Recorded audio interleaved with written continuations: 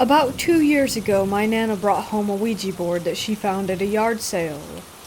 I have always been a true believer in the paranormal, and it's always been one of my peak interests.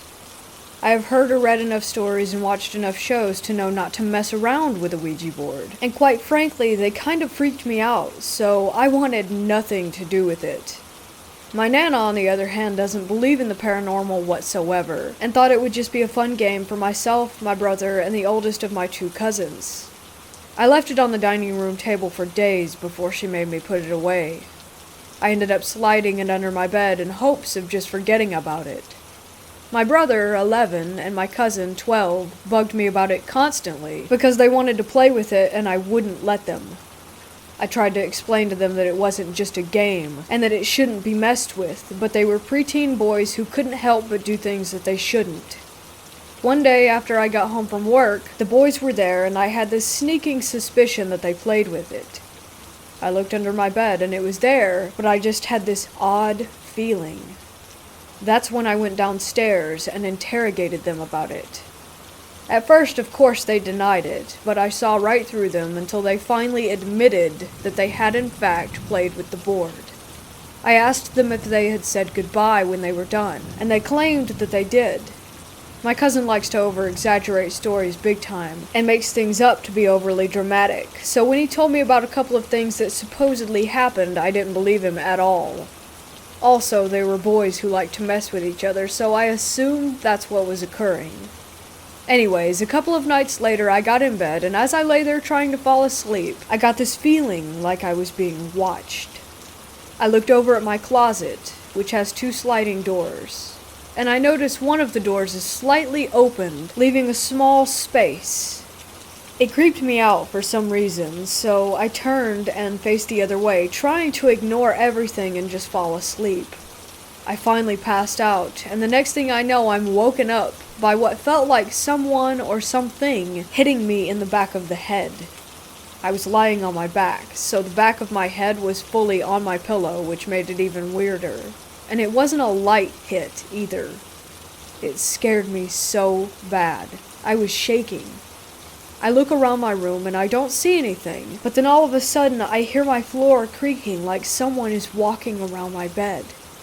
After laying there for a good little while, I finally got the courage to get up and grab my phone and book it to my living room. I sat and tried to calm down. I could still feel a tingling, pulsating sensation at the back of my head. I turned on my phone and realized it was 3 in the morning. I called my boyfriend, now husband, with tears streaming down my face from being so freaked out. He didn't pick up, and I swear I called him another 15 to 20 times before I finally gave up.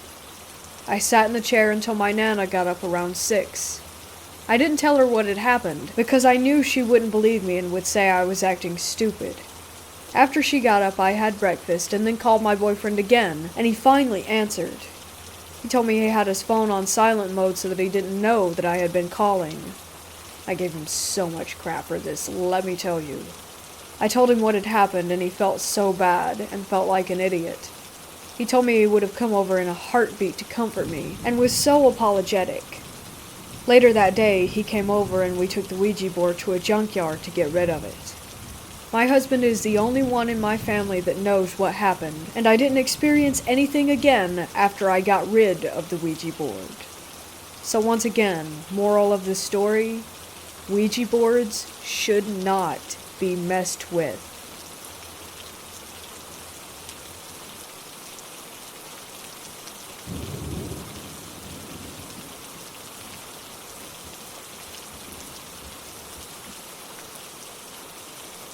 I've worked 3.5 years now as a psych tech at a unit that covers the southeast portion of my state.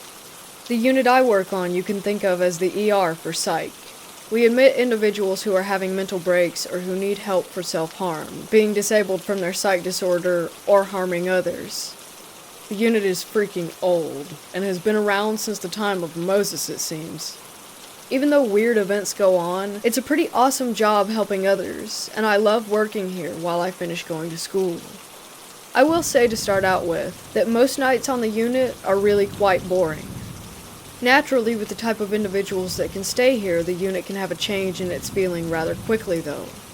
I've had individuals who I've never met before know strange things about me or other patients, such as where I've buried my dogs, names of family members, or the streets that I've grown up on.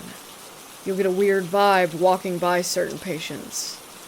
At times, my patients will say creepy stuff, such as being told the devil has sent its demons to watch me and not mess up. I witnessed a lady who came in for suicidal thoughts slowly progress to sitting in a corner and screaming "no, stop," till she couldn't talk. This lady shouted and shrieked the same phrases over and over in an empty room. The unit also has one room that I dislike because no matter who gets assigned to stay in that room, they always seem to get much worse before they get better. The room is always cold, even when the heat comes through the vent. I can recall 4 patients asking to switch rooms because the shadows in the room surround them when they sleep and buzz at them at night. My most recent experience was while doing my safety check in an unoccupied room which had the door open. Previously in the shift I knew it was locked because I had checked all the unused rooms to make sure that they were indeed closed and locked. I thought housekeeping had come up to clean the room possibly, since a patient was discharged from in there the night before. Next thing I knew, I had a soap bar and a shampoo bottle thrown at me. It wasn't a joke throw either, but a rip right at me. The door slammed shut. I think a patient is in there now. I open the door to a completely empty, clean room. I lock it up, pick up the soaps, and try to tell the other tech that I'm working with what had happened. We pull up the camera and sure enough you can watch that event unfold in the hall. Not all experiences are bad or evil on the unit. The patients will sometimes tell me that they had family that's passed on stay the night in their room and visit with them until they fall asleep. Another time I had one patient tell me that a giant white figure stood guard by their door and kept the shadow figures from coming in until they were finally able to doze off. We do have regular figures that walk the yard and hang out in the rooms. One we call the engineer because the figure is always being seen in the utility closet. The mysterious stranger resembles a character out of a game. He's a tall guy in a tannish trench coat and business hat walking the same path around 3 a.m. and disappears after he passes by a big elm tree. Before you come onto the unit, there's a fairly large gym to play basketball, lift weights, or exercise, which low-risk patients can use with a staff member. Before you come onto the unit, there's a fairly large gym to play basketball, lift weights, or exercise, which low-risk patients can use with a staff member. On my 4th meal break, I usually eat and do a little working out. The gym also has a radio to hook up your phone to and to jam some music. This particular time, I'm shooting hoops and listening to Metallica. My break ends, so I put the ball away and unplug my phone to leave. As the music cuts, I hear a soft voice say, "Keep playing." Similar story from a coworker from the same place. When she turned the music off, she heard someone picking up singing where the song had stopped. Apparently, they also enjoy music just as much as the rest of us.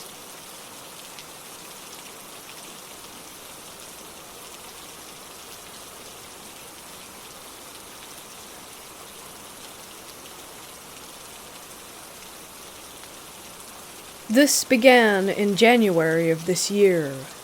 I live on the Front Range of Colorado, meaning that once the mountains stop, it's basically plains for miles and miles. There are a lot of small roads and strange dead ends around these parts, and one of these is a favorite of me and my friends as it goes a long way out from the main road with basically no reason for anyone else to be there. This privacy is great for any variety of teenage shenanigans. Back in January, I was high as hell in the back of my friend's car as we drove down that road, hoping to park at the end so that we could smoke some more. As I was staring out the window, I swore that I could see the silhouette of a tall, strangely proportioned person running alongside our car. It was far out in the field, and I convinced myself that it was just my inebriated mind playing tricks on me so that I wouldn't freak out. And I didn't tell my friends so that it wouldn't bother them. We parked there for a few hours, lights off, and then went home with nothing else amiss. This actually makes me want to die now. Tonight, I was headed back out to that spot with my girlfriend, both of us in separate cars. My drive up was pretty uneventful, but there was some fog that made it pretty spooky. Once we parked, my girlfriend hopped into my car and was obviously super freaked out. Once I got her to calm down, she told me what had happened. On the drive up, she looked out her window and saw a tall, dark figure, exactly like what I had seen 11 months ago, but this time, it was just standing there, staring. As soon as she made eye contact with it, her car radio turned to static. She pretty quickly turned it off and hauled ass to meet up with me. I cannot stress enough how little she believes in the supernatural, so seeing her as freaked out as she was definitely left me a little uneasy. I helped calm her down, and then hopped out of the car to take a piss. I know, literally the stupidest move ever, but at the time, I hadn't remembered what had happened to me previously, and I really had to pee. While I was out there, I definitely felt like something was watching me, but I'm a generally anxious person, so I brushed it off, as I was only going to be out there for like 30 seconds. When I stood up and went back to my door, my girlfriend looked absolutely terrified, and she was staring over my shoulder, not at me. My first thought wasn't anything supernatural. We're both girls, so I assumed that some creepy rapist had crawled out of the grass and was standing right behind me, waiting to hurt us. When I tell you I flew into the driver's seat, I really mean it. My flight reflex took 100% over. I slammed the door, looked over at her, and yelled, "What?" As far as I could tell, there wasn't anyone there. She told me that she had heard faint, female voices coming from the grass, exactly like ours. We were in an open plain, so there was no way that it was an echo. Whatever was out there was mimicking us. The mimicry is what did it for me, and I knew that we had to leave ASAP, especially as I had deciphered my hazy memories of the last time that I saw whatever it was. I didn't tell my girlfriend exactly what was wrong, just turned around so that my headlights were on her car so that she could get out there quickly. Once we were safely away, I called her and told her my thoughts. We're both incredibly spooked right now, obviously.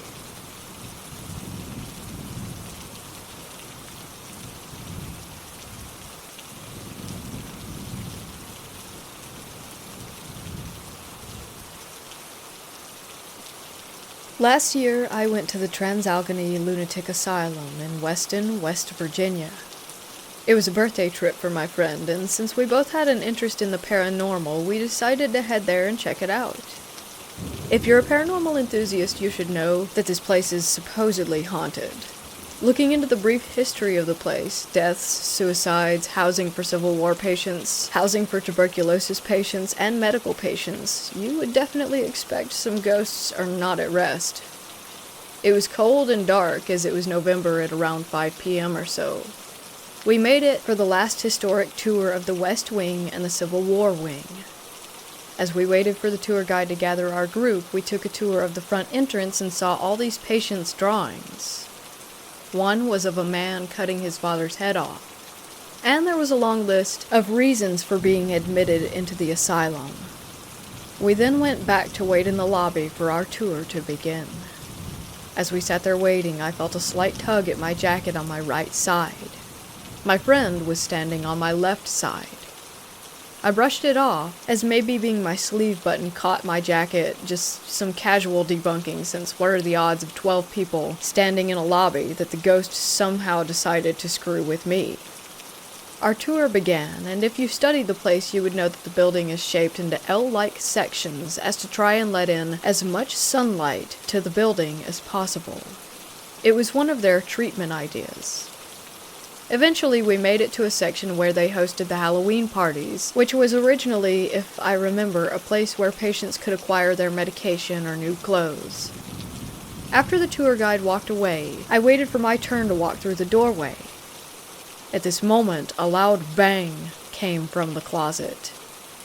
I again shrugged it off and debunked it as maybe an animal or a bird who had gotten into the closet and knocked something over in there.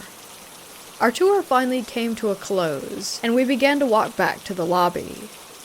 I was in the back of the group with my friend in front of me. No one was behind me. As we were beginning to walk through the connection between the first and second part of the building, I looked back at the end of the hall. Down at the end, by the nurse's station, I saw a large, black figure cross in front of the window. I was immediately spooked. I started taking steps back and forth to see if maybe it was my shadow or anything really like that, but it was nothing. I could not debunk it. So I just continued on and tried to write it out of my mind. Then came the final walk to the lobby. This building is massive, by the way. If I remember correctly about this, they said the building is almost a quarter-mile long, from end to end, so you can only imagine how long these wing halls are. Before I made it to the lobby, a chill went up my neck. I'm again in the back of the group. I would also like to mention that I have long hair as well. After that chill, I immediately felt as if someone blew on my hair, and the sound of a quick breath. There was no wind in that building, no doors being opened or closed, nothing. Someone or something blew my hair. I continued to keep my cool and started talking to my friend about it, who had no experiences whatsoever and thought that I was just trying to spook her. I was a bit unnerved, but we didn't want to leave without a t-shirt, so we went into the gift shop and talked to the lady inside about if she had experienced paranormal activity. She said most of it happens on the 3rd floor, and has had many people talk about seeing, hearing, and feeling things.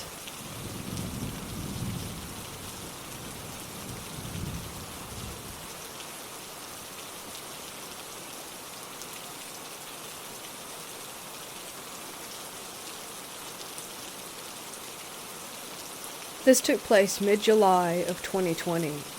I live in the city, but I often drive to my hometown, if you can even call it that. It's a grain elevator in the middle of a cornfield, just to get away from the hustle and bustle and enjoy some peace and quiet. I prefer to go on my hikes alone, sometimes with or without my dog, depending on what animals I'm trying to observe. This time I chose to go alone, so I parked my car at the river just a few miles from the woods that I wanted to walk through. There's something about being able to see everything illuminated by the moonlight and hearing the coyotes that makes me feel at peace. I'd finally made it halfway down the dirt road that leads to the woods. I stopped for a moment because I felt a whoosh of really cold air. I thought that was so strange because it was a muggy Indiana night, around 80 degrees. I stayed there for a moment looking around to see if there was a logical explanation for the draft that I could see with my eyes. But nada. At that point, I looked directly above me and saw 3 baby raccoons trying to sleep on a branch just above my head.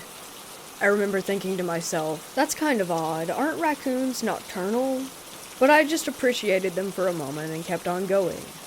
I get another 500 feet down the road and whoosh, another burst of cold air. I stop again to try and figure out how that was happening. There were clear skies, 0 wind. I couldn't think of a good explanation.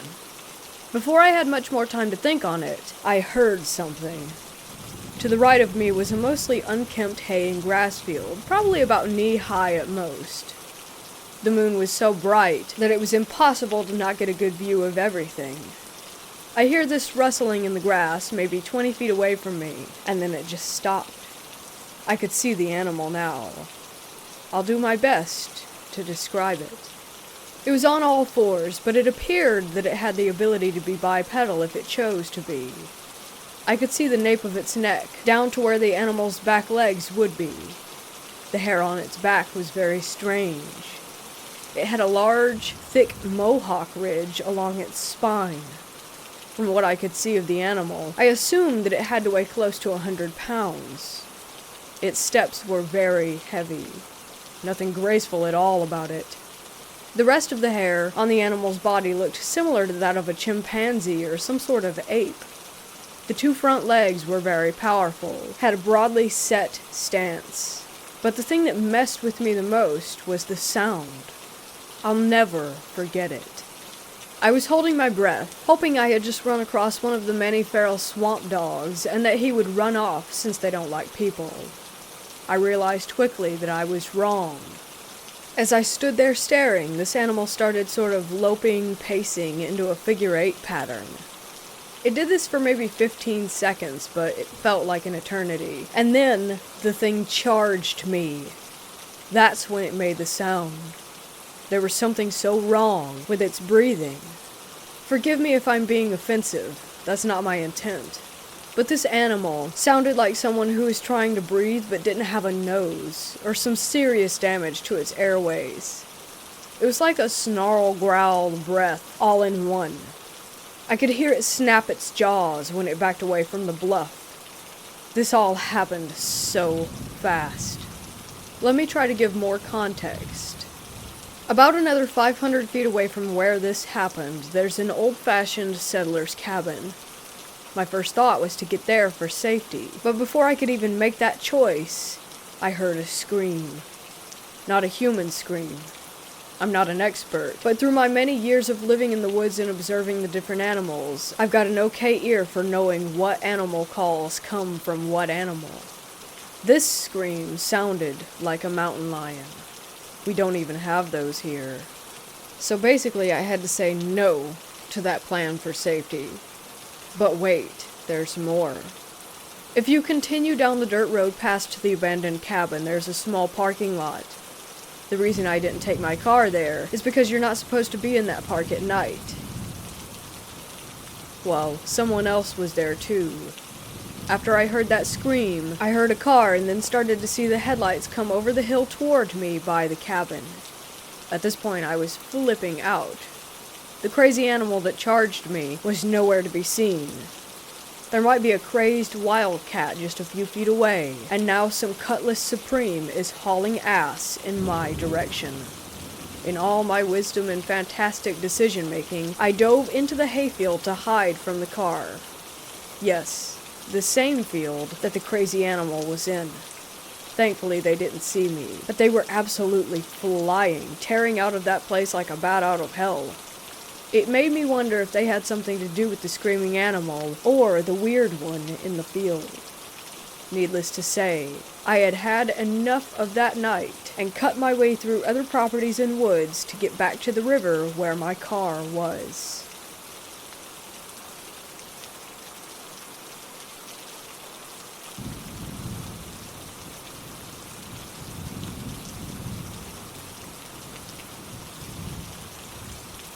I work night shift at a 1920s mental hospital.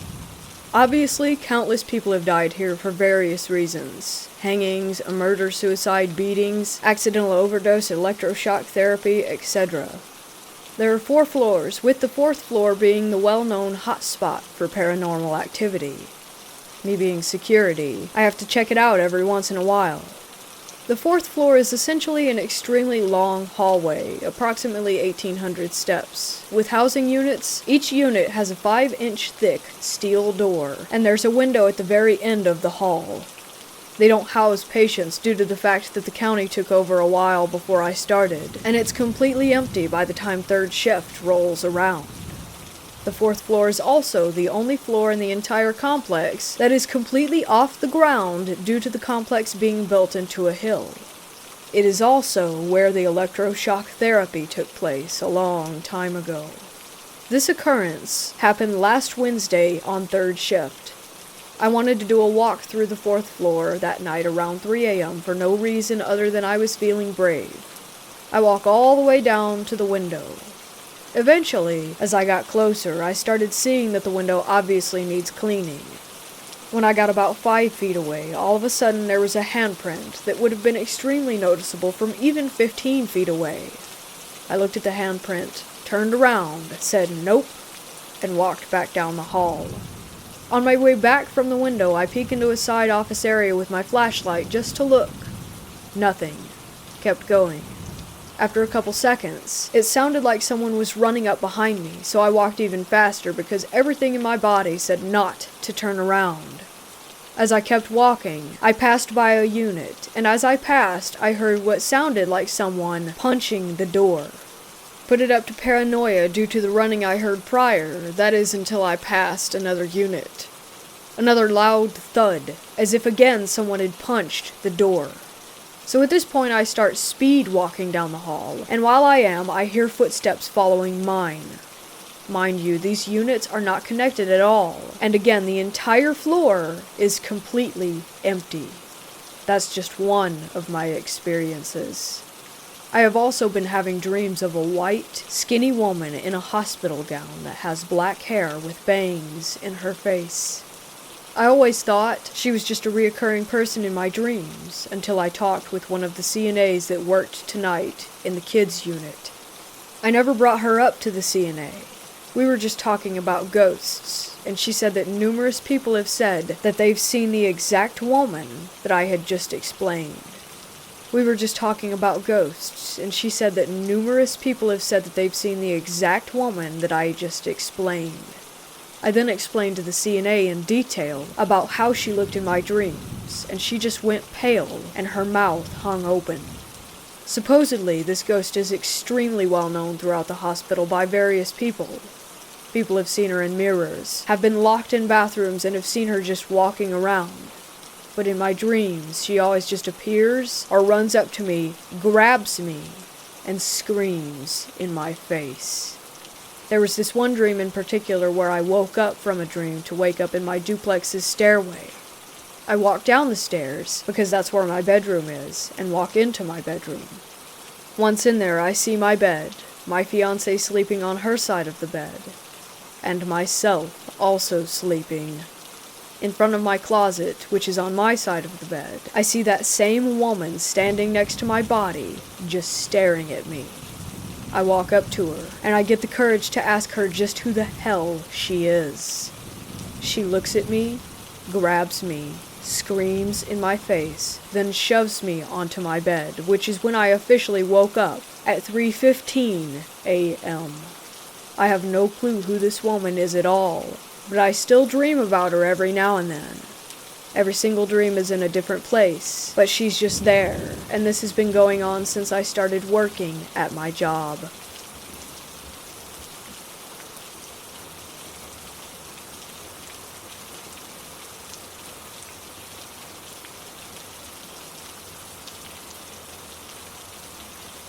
This experience left me pretty shaken up for a while. To begin, I was a fairly depressed and antisocial 15-year-old in high school, and on weekends I'd go and stay with my older sister in her apartment to get away from my parents and finally just relax. During this time, I'd gotten into studying astral projection, and I'd always been interested in the paranormal, as my mom and I had experienced things in our house, and my mom claimed that she could see the spirits. Anyway, one day after some reading, I decided to take the bus over to Toys R Us, where they still to this day sell Ouija boards to kids. I bought one of the silly glow-in-the-dark ones. My sister and I were really excited to start using it. Within a few minutes of putting our hands on the planchette, it began moving in a circle. Our first introduction was a little girl named Sarah. We end up chatting with this little spirit all night.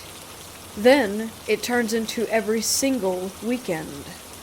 We begin to feel almost addicted to the board, always going to chat with Sarah.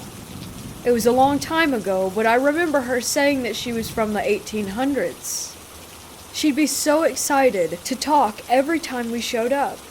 The planchette would spin in circles all over the board. We could even take our hands off of it, and it would continue to move. The addiction to the board goes on for months. Finally, one day we decide to ask Sarah to physically show us that she exists. We ask for a sign, and a strong breeze shoots straight into my ear so hard that I jumped back from the board. There was no AC on, no windows open, and no fans in the room. From here on, things get odd, and Sarah says that she is attached to me. I started getting an off feeling, and I ask, "Are you really Sarah, or are you someone else? Some of the things you say are pretty adult for a young girl." Then the planchette began to playfully spin all over the place, ending on "no." I feel a sense of almost maniacal laughter in the air. It's hard to explain, but my sister feels it too. Turns out Sarah was actually a man named Solomon. Solomon said that he loved me and that he was going to follow me. From there, we were freaked out and decided to stop using the board, but the pull was strong and it legitimately feels as if it were an addiction. After this incident, I can almost always feel someone watching me when I'm alone. I'd see the shape of a man in my head and the dark windows at night, but just for a second, enough to make me think I was losing my mind. I was frequently exploring church with my sister and was so scared from seeing figures pass by the windows and from feeling someone standing behind me that I told the preacher about our Ouija board use. He said he would pray and that I would have to ignore the spirit. Not the greatest advice. A month later, I had an odd and terrifying dream. Suddenly I'm above my body and in the den in my parents' house where I'd fallen asleep on the couch late at night. I look down at myself and then feel a presence by my body's head behind the couch near the hallway. There is a man standing there. He's wearing a black leather jacket, fitted, vintage-looking jeans, dark boots, kind of 40s, 50s-ish biker style.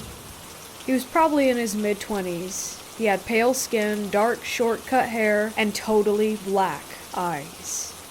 He's almost attractive, if he weren't terrifying. He smiles at me eerily, and at light speed, jumps for my body. I panic and jump too, trying to get back into my body before he does. I wake up in a panic, sweating and shaking. Somehow, I eventually fall asleep at first light. And then when I awaken in the late afternoon, my mom tells me that she woke up to use the bathroom at night and fell to the ground in the living room having a seizure. I didn't know what to do or say. I was shocked.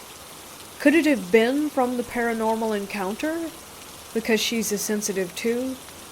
She used antidepressants frequently and switched them around a lot. But what a strange coincidence for it to happen that night. After that incident, life just continued on. So much of my teenage life felt negative at that age already that I just kept trekking forward, feeling someone behind me on some days not. The energy in my family's home was generally bad.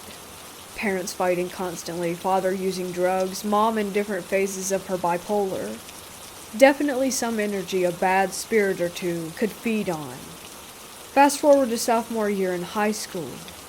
I used to sit in the corner in band doing homework quietly, and one day a girl known as the school witch comes up to me. We'd maybe talked a few times, but didn't know each other very well. She simply states, "So there's a man following you, a spirit. I'm going to do a spell for you tonight to make him leave." Once again shocked, I tell her that there has been someone following me. She nods like, yes, obviously, then walks away before I can say anything else. By junior year, I'm dating a boy who lost his brother to suicide, only months before we'd met. One night he calls in a panic and states that he was brutally attacked by a male spirit or demon in a dreamlike yet awake state. He said he felt someone sitting on him and could see a black spirit in the room. He called his brother's spirit to save him. He claims he felt a whoosh of energy and that his brother pushed the spirit off of his chest.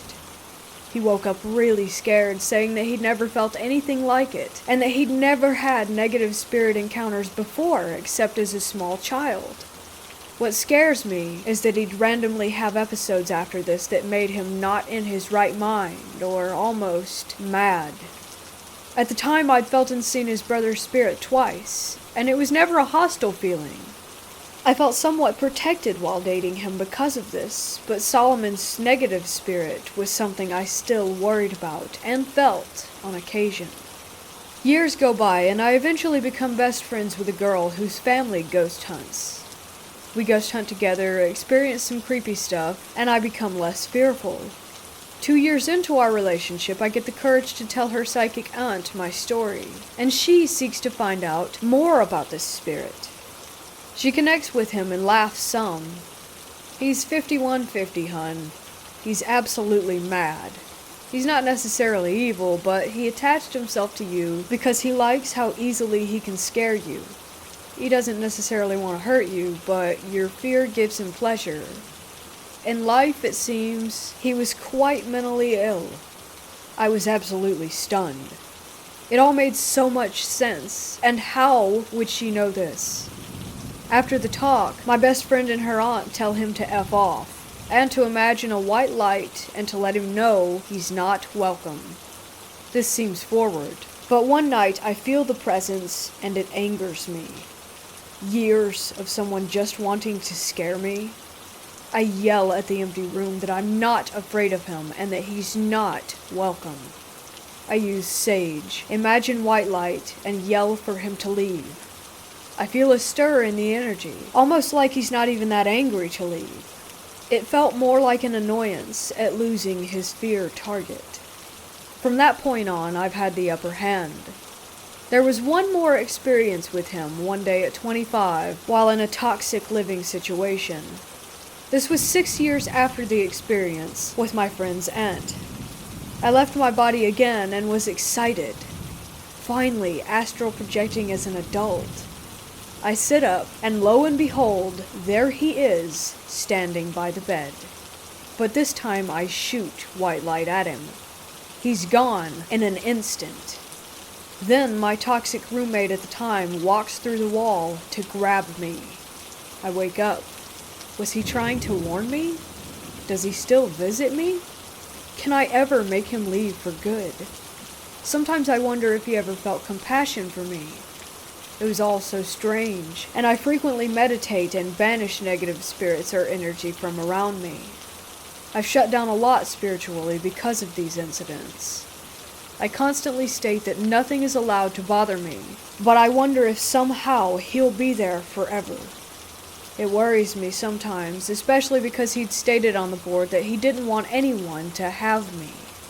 I feel confident that spiritually I am strong, but I've always wondered if there was some deeper level of banishing that I could have, or should have done, or could still do. Anyway, I wanted to share this story because it's been both such a weight and a mystery to me for so many years. I don't know what I believe anymore. Sometimes I wonder if my extremely negative state of mind drew him to my depressed teenage self. Maybe somehow I created this negative entity? I doubt that one, but it is still possible.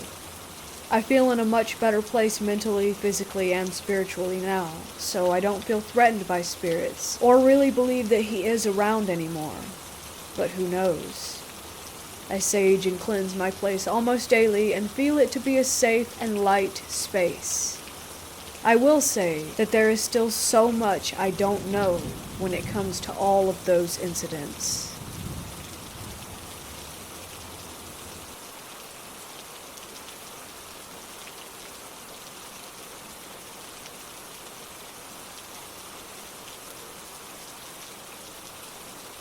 It was late summer, and my mom and I had decided that we should go out for a little spontaneous hike. We did our research, and found one trail that said it was a 4-mile round trip. Sounded easy enough. We got up early that morning, and began our trek. The entire forest had a horrible vibe. Even my mom picked up on it, and she's never been into any of the paranormal, etc. We had been walking around for hours, and this forest just seemed to get weirder and weirder. We had plenty of water and food, so I really can't say if we were just dehydrated or tired. We began to hear singing in the woods, and we just stopped and stared at each other. We had to be miles into the forest by now. Our step counter was saying that we had well surpassed the promised 4 miles. Where on earth would singing be coming from out there? We just looked at each other and began laughing. I remember her saying, "No way," and shaking her head and carrying on. It had been quite some time now, and we hadn't encountered another person on the trail.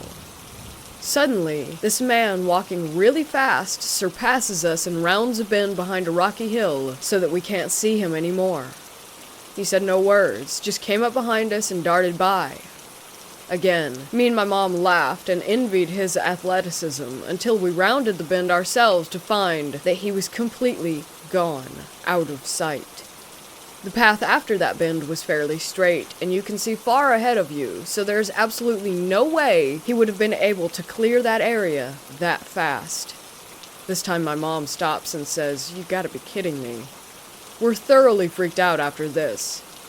Eventually, we reach the peak, and after walking that long, you'd think that someone would probably want to stay there for a while and enjoy the view. Well, we pretty much got to the top, looked, and then left. We never discussed it, but I could tell that we were both uncomfortable and just wanted to leave. We were maybe halfway back through the trail, and the sun was beginning to set. We were moving fast. Our step counter said that we had hiked 10 miles compared to the 4 that we had initially expected. As the forest got darker, I began to hear leaves crunching behind us. I reluctantly turned and noticed that it was a buck several yards away. We hurried along as to not disturb it further, but then I began noticing that something was off. It was following us from a distance. It did so almost like a predator, hiding and peeking.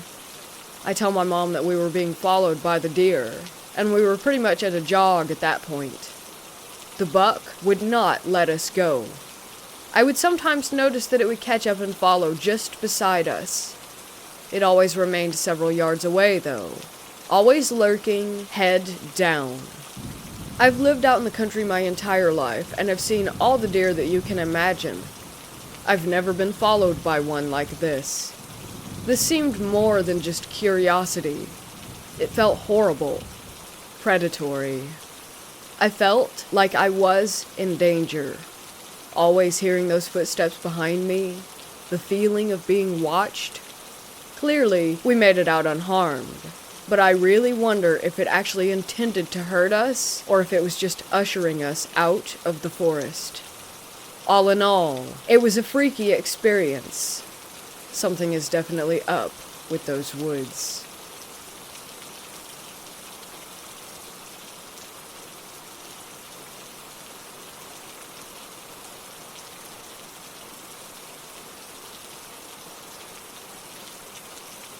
I worked at a small, old hospital for a couple of years. 4 floors, only 2 floors being used, and a small ER. I was a med-surg RN working 7 p.m. to 7 a.m. Med-surg meant that we had patients who just had surgery, and also patients who were just sick. Most of the patients were elderly and just sick with things like pneumonia, anemia, acute kidney failure, etc. When older folks get sick, they tend to get confused and might do or say things that they normally wouldn't. But this, whatever the hell it was not cool. This was mortifying, and I'm the only one who heard it. We joked that because the hospital was so old that it was creepy, specifically on the right wing of our unit, and obviously at night. Guess who got assigned the right wing that night? I got bedtime meds ready for the old folks down there, and started walking down the hall with my med cart and charts for each patient. I'd received report from the previous day's RN that room 214 was a woman, call her Kathy, who was only 55 and in for pneumonia, completely alert and oriented.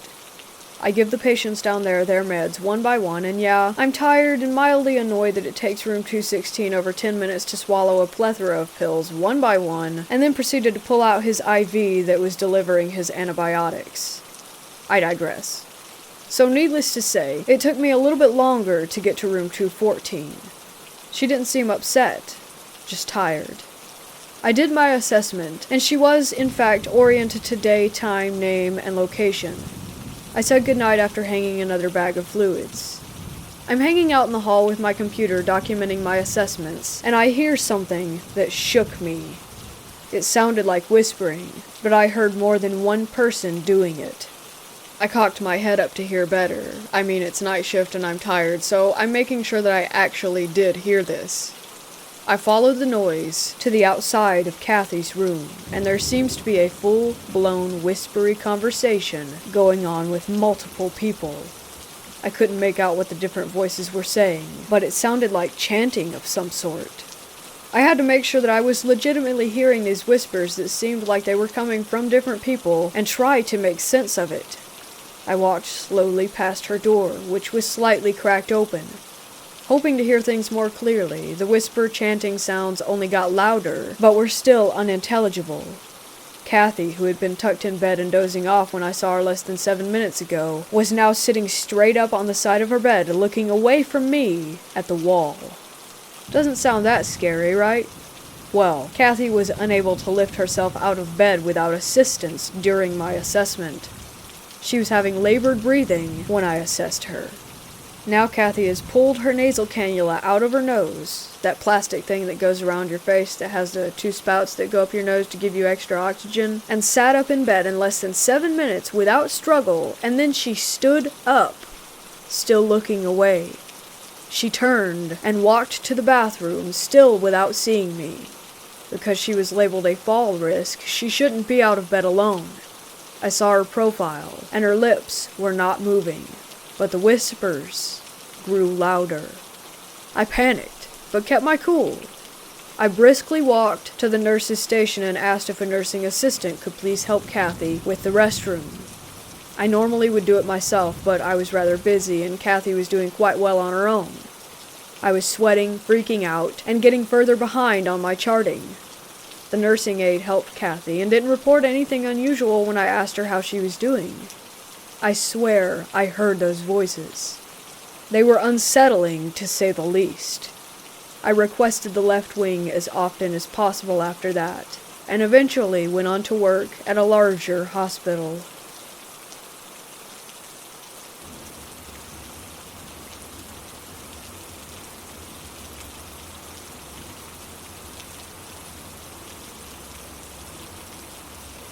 This happened to me when I was in high school. I was at my friend's house at the time, who lived in an apartment building. She had a neighbor who lived upstairs, and was a few years younger than us, who we hung out with when I visited my friend's apartment. On this specific day, my friend's neighbor mentioned that she had a Ouija board, and asked if we wanted to use it with her. We both agreed, as I personally didn't think Ouija boards were actually paranormal, and thought it was a myth. We went into a garage area of the apartment building and put our fingers on the planchette. For the first few hours, nothing really even happened. Eventually, we had movement on the planchette and started asking questions to this spirit, who would answer us. I forgot who, but someone asked if the spirit was trying to communicate with anyone. Interestingly enough, it spelled out my name.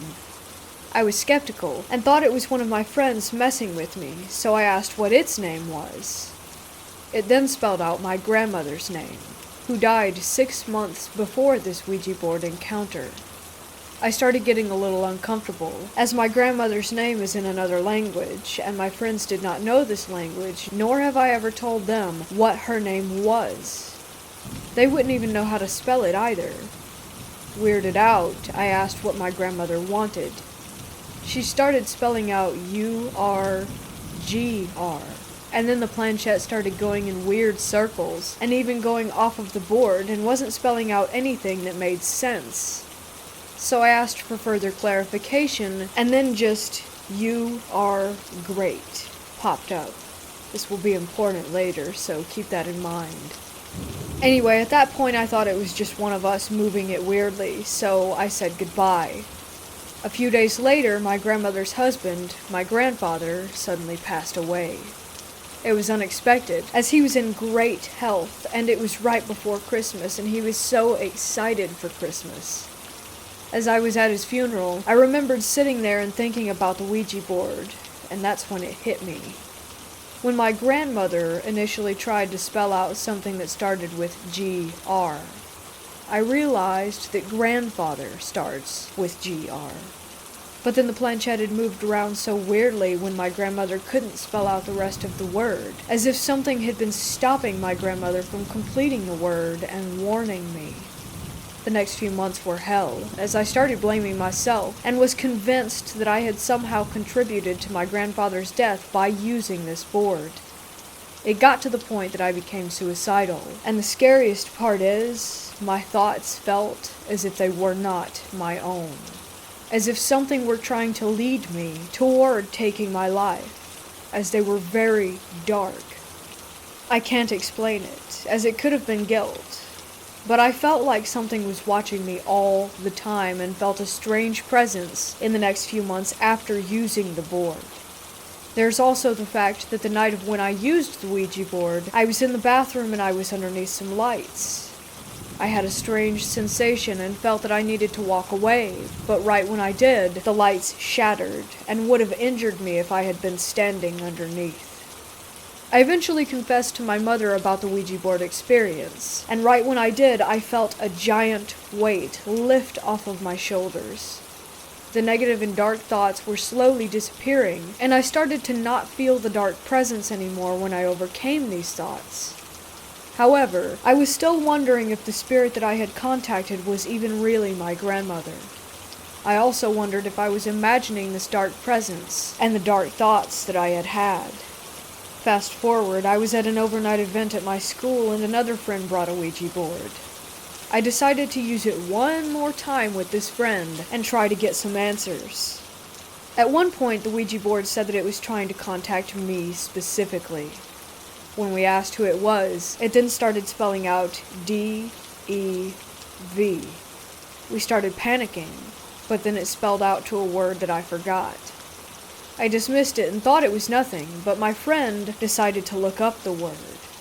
A few weeks later, she told me that the word meant devil in another language. It was then confirmed to me that it may not have been my grandmother who was contacting me the first time. There is also the fact that there may have been something that was trying to get to me and did not have good intentions. To this day, I am convinced that this spirit only tried to warn me about my grandfather so that when he passed, I would have felt guilty. By feeling guilty, I was more vulnerable to the spirit's influences, to the point that I would almost take my own life. I do not know if this is what actually happened, but it's the only logical explanation that I have.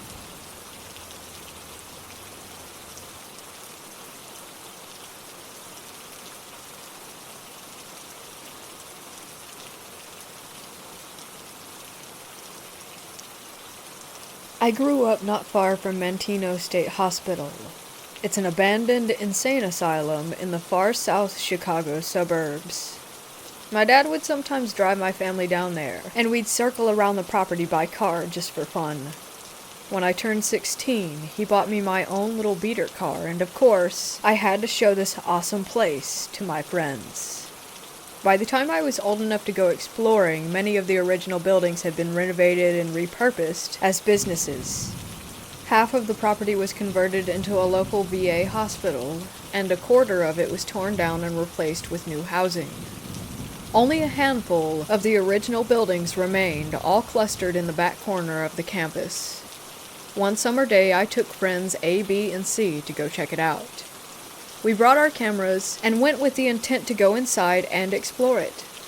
We parked in a lot where other people parked to go to work in one of the other buildings to avoid suspicion, and walked about a quarter mile to the abandoned hall.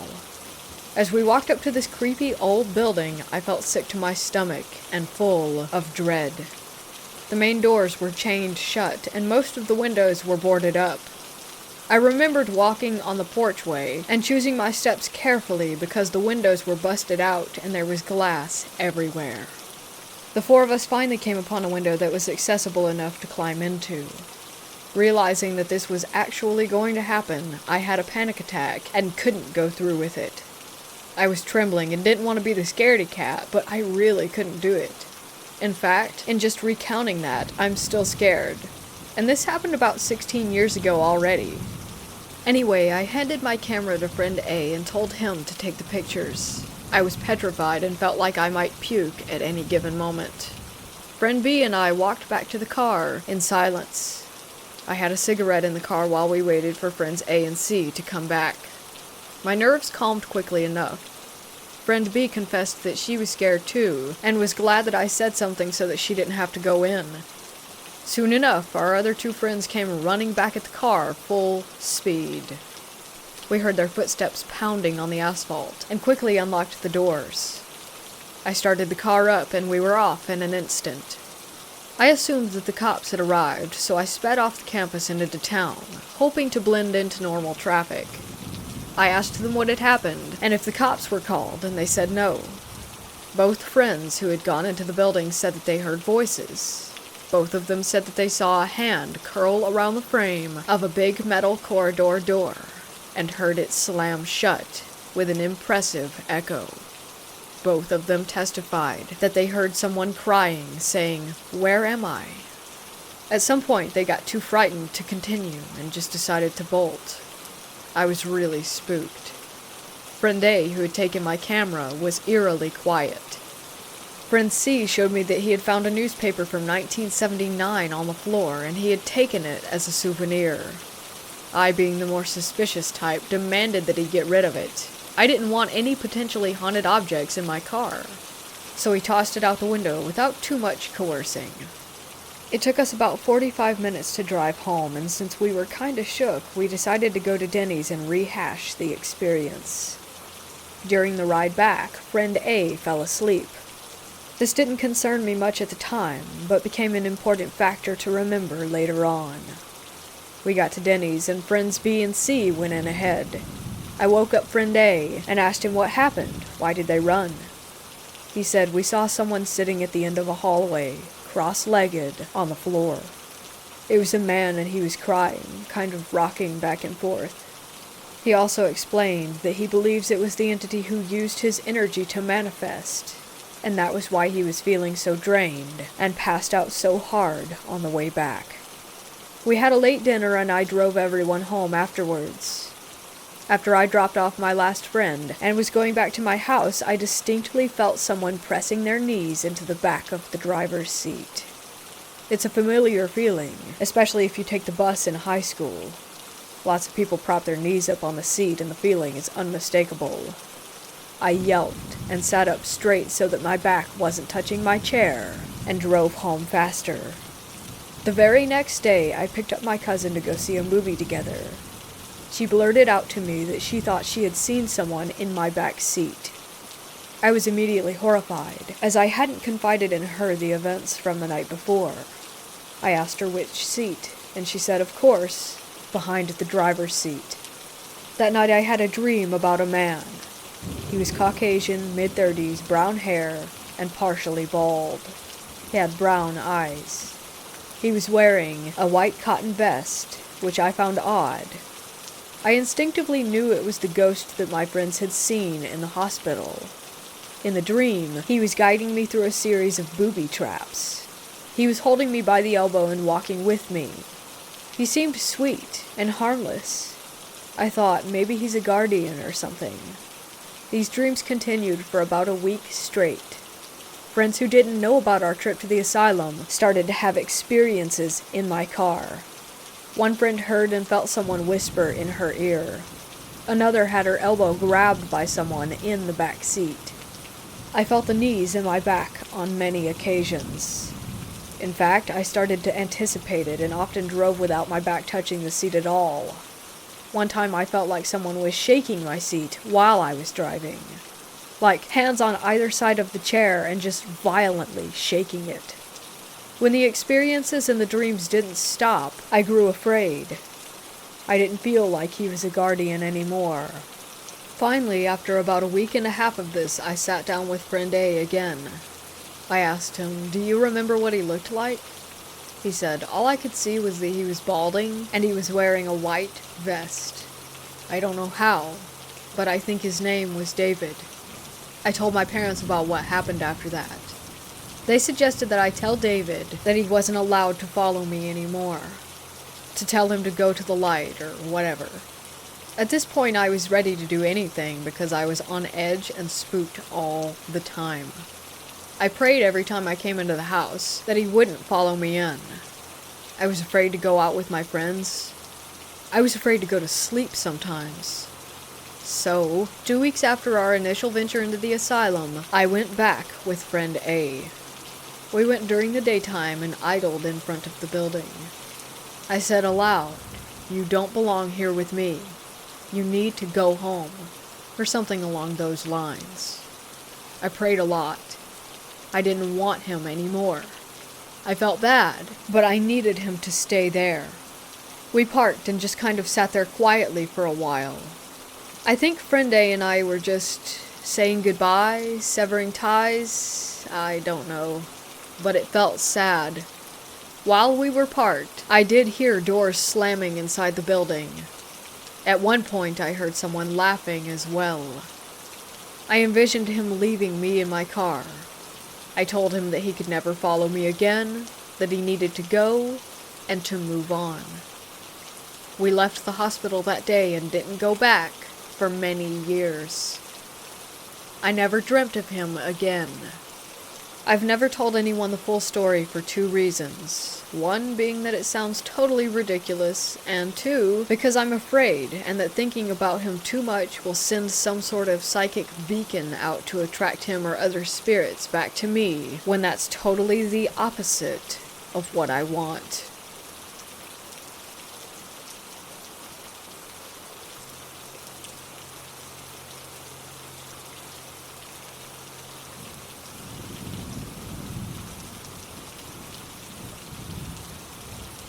This happened in January of 2016 when I was in my late teens. The story keeps coming up amongst my friend group, and something about it kind of bugs me. I have no clue what I really saw. I just know that it seemed paranormal and not anything that could be explained. I live about 2 hours away from an abandoned campus that was used as both a tuberculosis hospital and an asylum until the 1990s. I didn't really research it, nor did I believe in the paranormal at the time.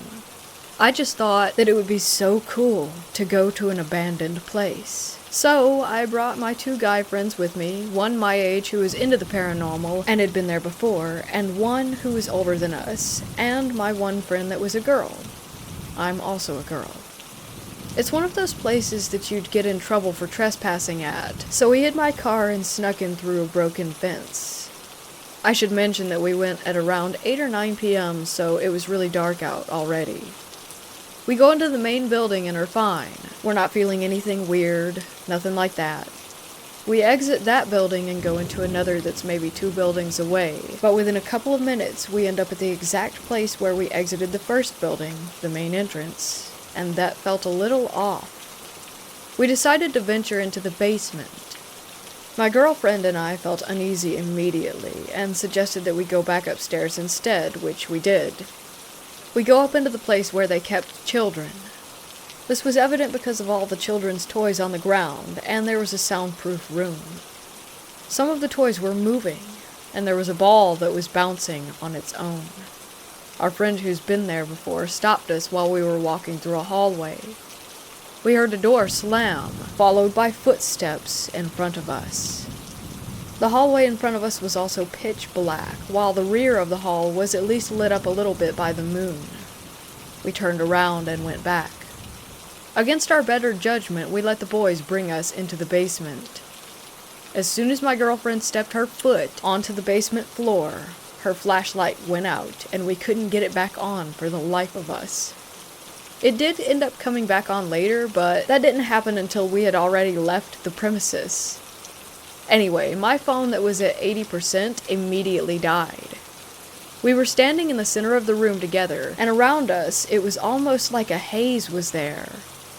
I felt so sick and lightheaded. I had a dread in the pit of my stomach, and so did my friends. We felt like we were surrounded by other people. We quickly went back upstairs. This is when it gets extremely unsettling. We go into the ballroom and grab a table. We sit on it, each of us on an end. It was square. We heard a door slam shut, so I look up at the ceiling to avoid looking around the room. My friend who's into the paranormal starts trying to communicate with whatever was in there with us. He said, "Knock once if you're a boy and twice if you're a girl." And we heard one knock.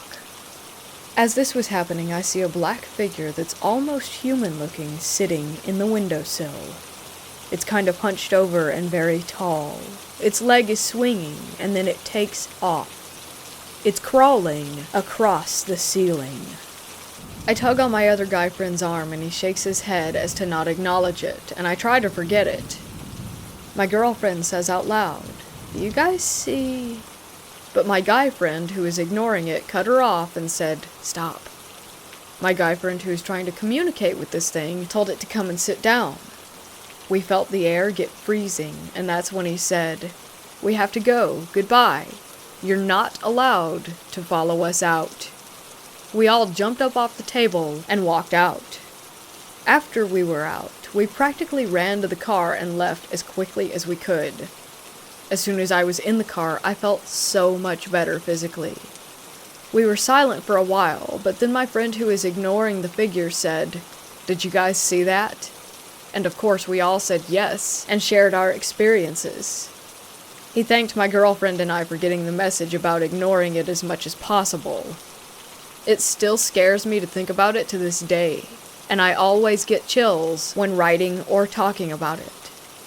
The amount of energy needed to manifest that is what boggles my mind the most. I'm not even completely sure what we saw, and as much as we discuss it, we cannot come to a solid conclusion.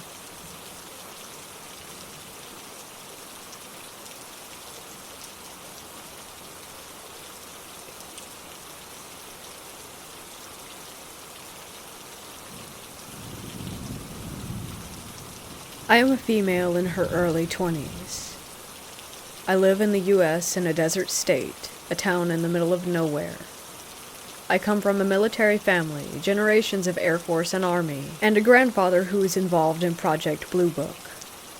I was sitting alone in my house, playing some Gwent on PS4, when my little sister and her friend came rushing through the door. I jumped out of my skin. It was midnight, and no lights were on. My sister, let's call her Yellow, and her friend Brown, seemed a bit shaken and nervous, though she and her friend were laughing as if they were up to no good. I asked them what they were doing, and Yellow said, "We were out for a walk in the desert near the mountain." Keep in mind, my sister is 16. No reason for her and her 15-year-old friend to be out in the desert in the middle of the night. I was upset, but saw they were fine, so I shook it off. "What did you guys do?" Yellow and her friend looked at each other and went quiet. Her friend whispered, "Do we tell her?" And Yellow replied, "Nah, she won't believe us." And they walked into the kitchen without a further word. Needless to say, I wanted to know what was going on, so I followed and promptly asked, "Yellow, what's up? Don't make me go nuclear." Going nuclear was our code for telling Mom. Yellow just looked at me and said, "Fine, just don't call me crazy." I nodded in agreement. I was intrigued, though I was expecting a lie from my known liar of a sister. Me and Brown saw a bunch of weird, large tents, and they were occupied. She sounded excited, yet a bit scared. I didn't think much of it at first. I mean, people like to camp, right? But I will admit, the area she described didn't sound like a good place to camp. Coyotes and snakes everywhere. "So you saw some people camping. What of it?" Brown shook her head and calmly said, "Not camping tents. Big, big tents. Not a single vehicle parked nearby." I was now confused, and started to think that it was a lie. Who would go that far out near the mountain, set up huge tents, then drive away? "I thought you said there were people there?" I asked. "We saw one person walking around the camp, circling it slowly," Yellow replied. Then Brown's face went pale and annoyed before she spoke. "Yeah, then Yellow did something stupid and shouted at the camp." I quickly looked at Yellow, who looked guilty but simply laughed it off. "All I did was say, 'Hey, nice tent. No big deal.'" Brown shook her head. "Yeah, but then the guy stopped and slowly turned to where we were." She went quiet and they both started to visibly get creeped out. "And?" I asked, starting to get a creepy vibe as well. I kid you not, Blue. This guy had no eyes or a nose. Just a big, crooked smile. Brown shuddered, and then said that this was the moment when they ran without a thought, hearing a coyote howling constantly as they ran, as if the animal was directly behind them. I told them not to go near there again, and they went about their night. Like I said, Yellow is a known liar, but Brown is not. Brown is the exact opposite of yellow, honor student, religious, and not a bad bone in her body. She would even rat on Yellow whenever she tried lying around her. To be honest, if Brown wasn't with Yellow when this happened, I wouldn't have believed it. That night I swore I saw the same SUV drive by our house every single hour until the sun came up. After that night, things started getting weird in this town. About 3 days later, the house across from us echoed a blood-curdling scream, and it didn't sound human at all. Then there was a gunshot, and if it wasn't for the neighbors also hearing it, I would have thought I dreamt it. The thing is, multiple people heard the noises, and multiple times the police were called. No one showed. The next morning, the lady who lived in the house started moving her stuff into her van, but her boyfriend was nowhere in sight, which I thought was strange because those two were inseparable. They were the perfect college couple, plus they had just moved in. I talked to my neighbor about it while she was loading everything, and he told me that he had called the cops when he heard the gunshot, and what he told me freaked me out. Here's the conversation that he had with the 911 operator. Operator: police will be there in no more than 5 minutes, sir. Neighbor: thank you. Operator hangs up abruptly. 12 minutes pass. He sees 0 police in our area or at the house, calls again. Operator: 911, what is the emergency? Neighbor: yeah, I just called, gunshot and scream. I was told 5 minutes, and no one is here. The operator was silent. My neighbor said, hello? Operator: yes, sir, I have officers pulling into your area in 2 minutes. Neighbor: okay, I'm gonna stay on the... Hangs up again. Line. 15 minutes later and still no police. He calls again. Operator: 911, what's your emergency? Neighbor: yeah, it's me again. Where are the officers? Someone might be in danger. Operator: sir, calm down. What's your address? Neighbor: I have given it each time I've called, but fine. Gives address again. Operator: sir, the police are there, and have been for 20 minutes now. Neighbor: no, I'm looking at the road and all the houses. No cops. Operator: sir, stop prank calling. Hangs up. Now I thought that was just bizarre and unsettling, thinking about our lack of police. But just as he finished with the story, a car pulls in and slowly heads to the house. It was the same SUV that I saw, and not only that, but it was a police SUV. It didn't even stop. It just slowed down by each house, and then slowly drove by the college girl loading her stuff up. She froze and stared at the cop car, and only continued when it left. I had enough, so I went over to ask if she needed any help loading things into her car, and she said yes. I started putting boxes in from the garage. I saw a poster of Sauron in one of the boxes, so we started talking about our shared love and obsession for Lord of the Rings. Then I asked where her boyfriend was, and she said, gone, without hesitation. I didn't push it. Once I had the last box in, I asked her if she had any more inside. She quickly jumped between me and the door inside and said, no, thank you, but that's all I have. I smiled and said, no worries, glad to be of help. I forced a calm, relaxed expression when I saw that her garage door leading inside was DIY locked from the outside. She got into her car and stared ahead, and all she said to me was, don't trust the police, don't trust the TV, and don't trust the animals. I felt a shiver run up my spine and quietly asked, what do you mean? She started her car and simply said, stay away from the mountain. She drove away and closed the garage as she went. I walked back to my house, and even as I write this, no one comes in or out of that house. In between then and last night, our neighborhood has been infested with coyotes, though not a single one has been seen. Strange police behavior, a strange accumulation of crows and helicopters that only ever come by at night, circling my neighborhood. But on to last night. Yellow's cat got out, and we were looking for him. We exhausted everywhere except the desert. Yellow wanted to go, but these few weeks have been creepy and stressful, and we're both small girls. So I agreed, but we were gonna go prepared. Me and Yellow went back home and got flashlights, backup batteries, 2 knives each, and my metal baseball bat. Yellow's boyfriend Green tagged along, which made me feel safer because he is tall and is the captain of the wrestling team. He brought a stun gun after we told him why we were prepared for the worst. So me, Yellow, and Brown went into the desert and searched for her cat. The entire time I couldn't stop staring at the mountain in the distance. After everything that has been going on, being in this area scared the living crap out of me. That is when we heard the meowing in the distance. It definitely sounded like Yellow's cat. The only issue is that it was coming from the direction of the creepy mountain. Yellow started to go in that direction. Green and I followed soon after. Yellow said something that I already assumed, but wish was wrong. This is towards where me and Brown saw the tents. I started thinking the worst. We're gonna get killed, or we're gonna get sold into trafficking. My thoughts were going crazy, and my anxiety shot through the roof. That's when Green looked through his binoculars and said that he saw the tent. I quickly snatched them away and looked, and sure enough, 3 big military tents, and not far behind it was the mountain.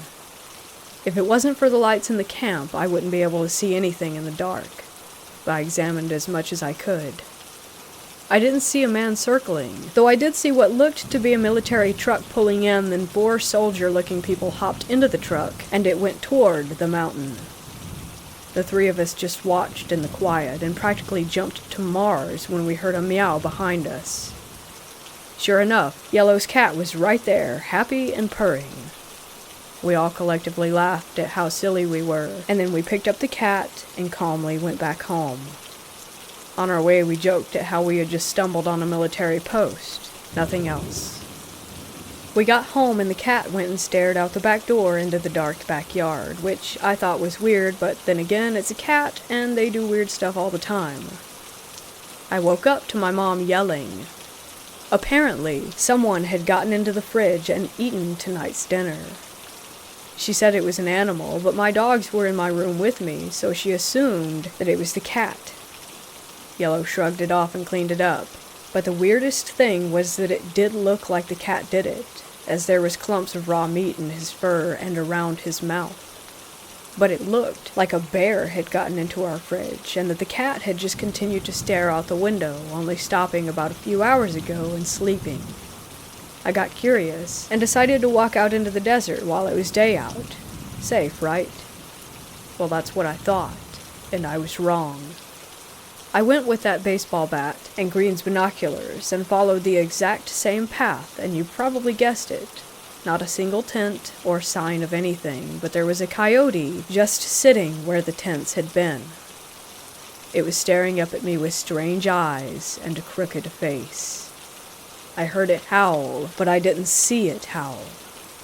I took a step back, and it stepped forward. Then I booked it. I didn't want to be that dumb white girl in the horror movie who lingers around and gets killed, but running seemed like a scarier option. I sprinted all the way home with the sounds of growling and howling directly in my ear.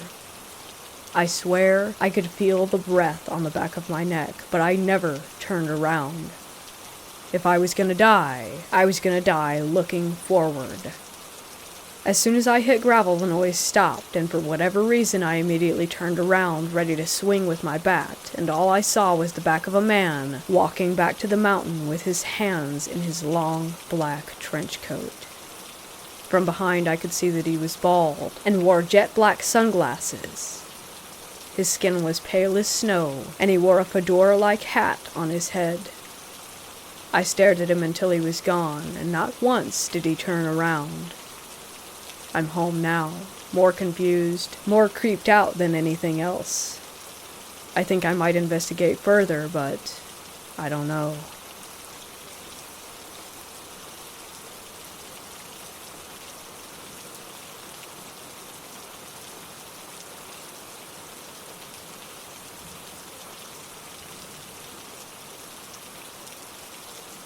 This is a true story that happened to me. Back in 2008, my girlfriend and I decided to go to an abandoned mental asylum off of Highway 82 in Alabama called Old Bryce. It shut down a few years back due to malpractice, and some of the ghost legends, like the number 2 ghost, involve murder by staff at the facility. Essentially, this was a dumping ground for people that society didn't know what to do with. Thousands of people were sent there and died there. The facility consisted of 4 buildings: Bryce, the residence hall; S.D. Allen, the medical facility; the crematorium; and the guard shack. I have seen 2 ghosts in the residence hall, the bigger of the 2 that I can share with you now. My second visit to Old Bryce was strange. It was my first time inside the building, and I came prepared. It was me, my girlfriend, and our friend Chris. I had a flashlight and a DVD camcorder. Through the main entrance is a staircase on the right which zigzags up to the 2nd floor, complete with anti-suicide fence at the top. Make a left, another left, and then a quick right, and you are in the hall that led to the children's corridor. I had the flashlight in my left hand and my camera in my right, scanning, trying to catch something. On the left, at the entrance to that room, there was a bathroom with only a tub in it. I thought I saw something in the bathroom, and shined the light that way, but nothing. I moved the camera and light, thought I saw it again, and shined it back. Still nothing. Our night continued and finished without incident. The next day, I reviewed the footage. In that bathroom, I shined toward something I thought I saw, and I was right. When the light pans to the right, a bluish-white illuminated little girl's face peers out from behind the door to follow the beam. As the light shines back in her direction over the course of 2 frames, she is half behind the door, and then in the next frame, she is gone. My heart felt like an ice cube ran through it, because I was in such shock. I proceeded to show everyone that I knew. The girl's appearance was that of younger than 10, hair parted in the middle, unusually large forehead, and had some apparent deformation or disorder.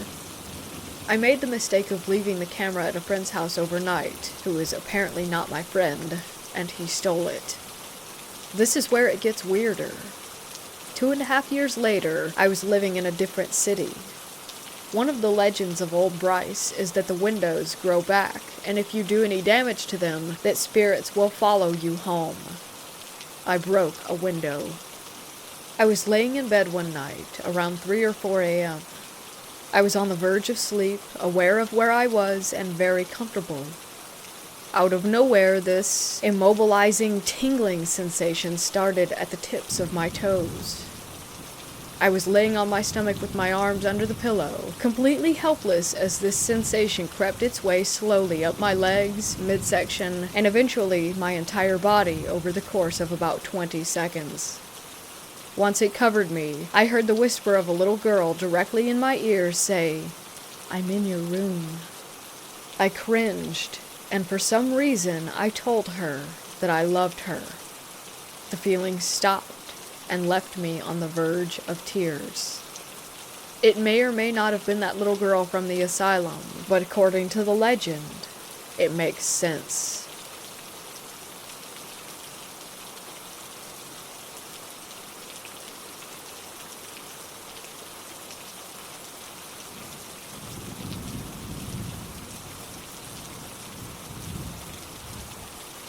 I was a jail nurse for about 3 years in a correctional facility that housed approximately 1,300 inmates.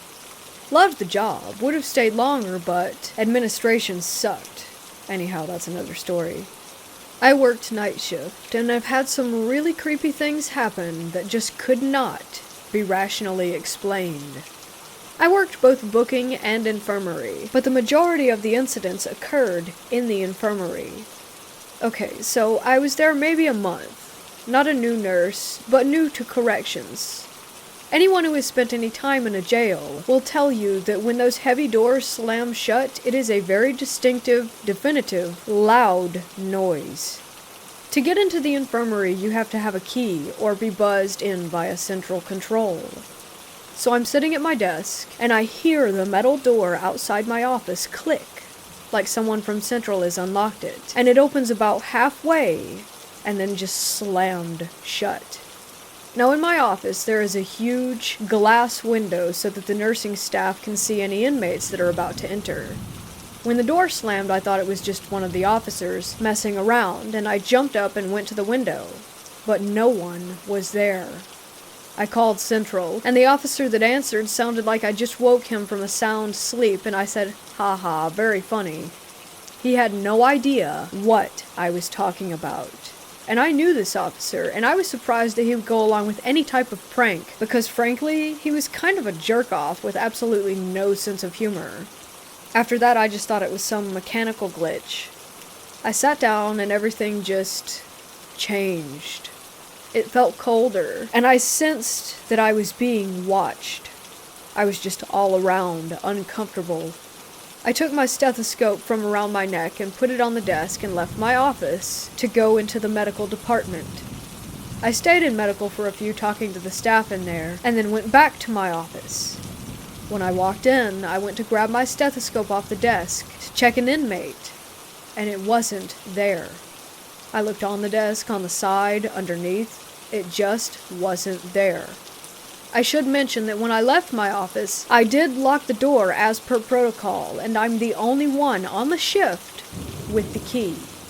Now I think I'm going crazy, so I start looking everywhere, and I cannot find it. In my office there is a large closet that holds all supplies that is also locked, with the key being on the set of keys that I carry. Anyhow, later in the shift, I needed to go into the closet and get something. I really don't remember what. And sitting in the middle of the floor is my stethoscope. I picked it up, and the heavy metal door outside my office clicks again, opens halfway, and slams shut. I locked the closet, locked my office, and went out for a smoke. I was scared shitless, but I had responsibilities and patients to look after. So I go back in, and I swear the whole atmosphere was lighter. It was warmer, and I felt way more comfortable.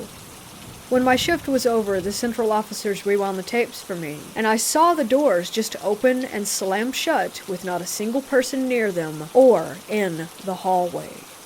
I wish I could say that that was the last time it happened, or that I got more comfortable with it. I did not, because each time it happened it seems that the doors slammed harder, and that uncomfortable feeling lasted longer and longer, almost as if I were being stalked. Things that went missing were found in different parts in the jail. My pen case in the women's wing, my med sheets in solitary central control room, my portable blood pressure cuff in the kitchen. And each and every time something of mine would show up in another part of the jail, the officers and I would look at the tapes and see no one. Remember, I said I felt like I was being stalked. Well, that's because all these things happened to me, but no other nurse who worked nights. Not one other nurse who worked on my days off had anything happen either. No doors slam, click open, shut, no stuff moving. It was just me. Every officer and every one of the medical staff who worked there well before I got there swore up and down that this kind of incident never, ever had occurred before. It got to the point for me that I started just not staying in my office. I would just get all the stuff that I needed for my shift and sit at the officer's desk. I did that until I left there and got another job. I haven't had anything like that happen ever again.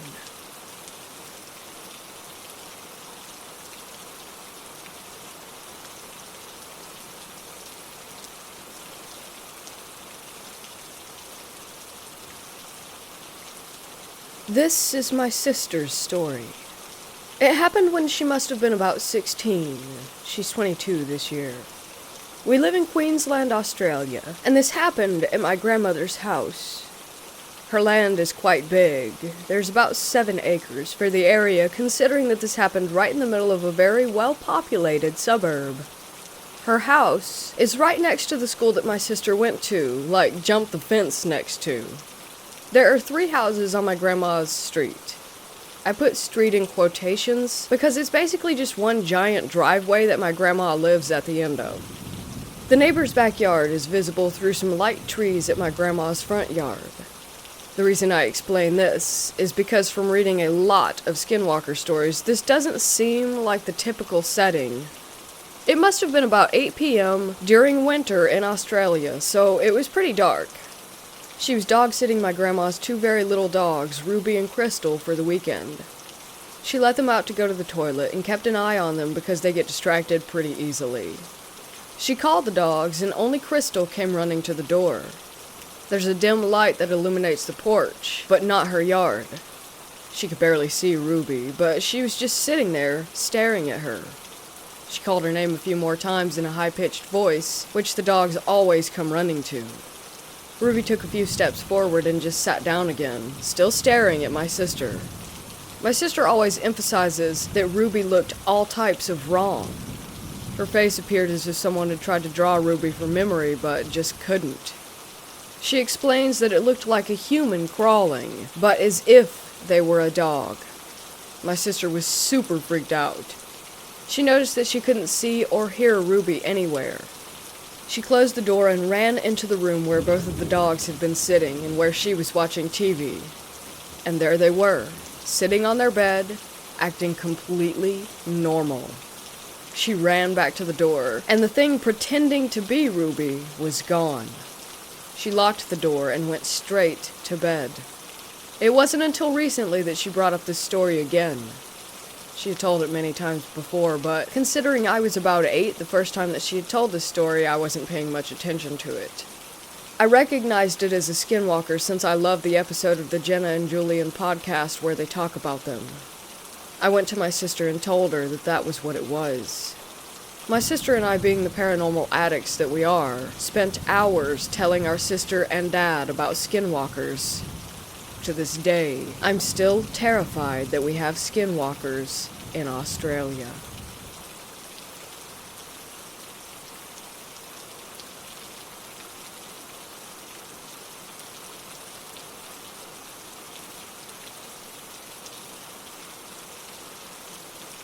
I don't usually really believe in most myths and legends and stuff like that, but something I recently witnessed made me doubt myself. I don't know if I'm just being paranoid, but I might have had a very close encounter with something that is definitely not human and scared me out of my mind. Basically, last night I decided to go hang out with a close friend and skateboard around a bit, and I met some other friends from school down by a grocery store there. We decided to hang out for a while and walk around, and they told my friend and I that they needed to start walking home, and that they wanted to show us some apparently cool, sketchy treehouse, where people always go to chill and do drugs and whatnot on the way. We start walking that way, mostly through just suburban neighborhoods, and at that point, it's almost completely dark outside. There were around 7 of us at first, and people mostly started heading out until it was just said friend and I and a girl who had agreed to take us to see the treehouse since it was fairly close to her home. We take this pretty open path to a chain-link fence with a hole in it. We go through using our phones as flashlights, and not far after there's another chain-link fence with a hole in it, with the treehouse right behind, surrounded by loose bushes and a small forest. We're pretty scared at that point since it's dark, so the friend and the girl stay behind the fence while I go through the hole just outside. After looking at the treehouse for a few seconds, we start hearing rustling in the bushes.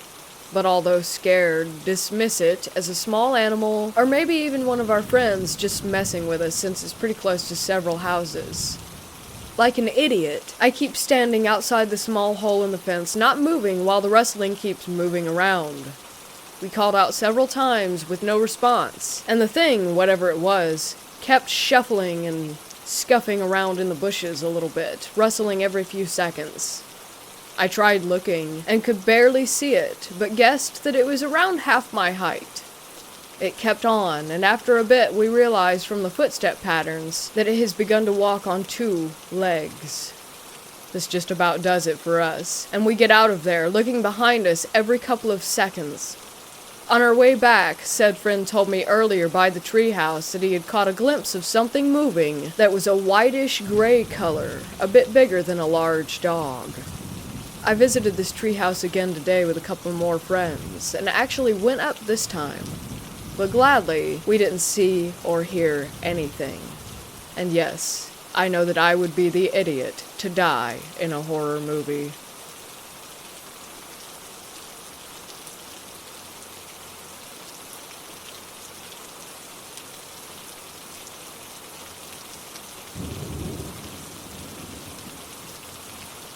I live in Massachusetts, and there's a location out here called Belchertown State School for the feeble-minded. Check it out on Wikipedia and Google some pictures. It's pretty neat stuff. Well, it has a very dark history with ill treatment of patients, including children, and reported suicides. Closed in 1992. It was mostly demolished in late 2016 into 2017, but before that, I spent about a year going there on a weekly basis, usually Fridays. I began with a few friends, and then over time, I would go there alone. I spent a lot of time on those grounds to the point where I knew every part of it, inside and out. I even became something of a local legend because I wore a mask when exploring, and if I ran into other groups, they would recognize me from stories. There's a few selfies out there of me with some folks, too. People like taking pictures. Never saw any of those selfies, though, sadly. But there were many nights when I had the whole grounds to myself. Paranormal activity was rampant, and I have some crazy stories. The most obvious and frequent one was the noises. Now, mind you, the whole of the complex was in disrepair. Not only that, but wild animals would sometimes move in and out of the location, so there were a lot of unidentified noises that I could likely attribute to animals. I'm a firm believer in the paranormal, but I do try to approach all things as a skeptic before jumping to potential conclusions. A few things I absolutely could not explain. One was the X door. There was one door in the hospital, on the 3rd floor, right wing, 2nd door into the floor, on the left. It was beside what once was a bathroom. This door led to a hall containing several empty rooms, and I could not determine what these rooms might have been. They didn't look like cells, more like office or storage spaces. I'm a pretty stocky 6-foot dude, and I had to lean into this door. I call it the X door because it was the only door in the whole facility marked with a spray-painted orange X on it. Imaginative name, I know. This door was a highlight for my personal trips as well as when I went with groups. Because we would close the door, walk away, and later come back to find it open. It's possible that some animal managed to open it, as unlikely as that is. What was more unlikely were the times we left it open, and when we came back about 10 minutes later, it was closed. I tried when alone to sit and watch the door, but nothing happened.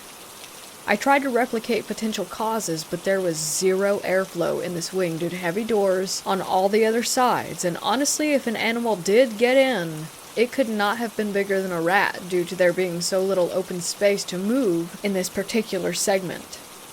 I could never explain the X door, but it's always a good stun when I bring a group back up to that floor and we would find the door had shifted.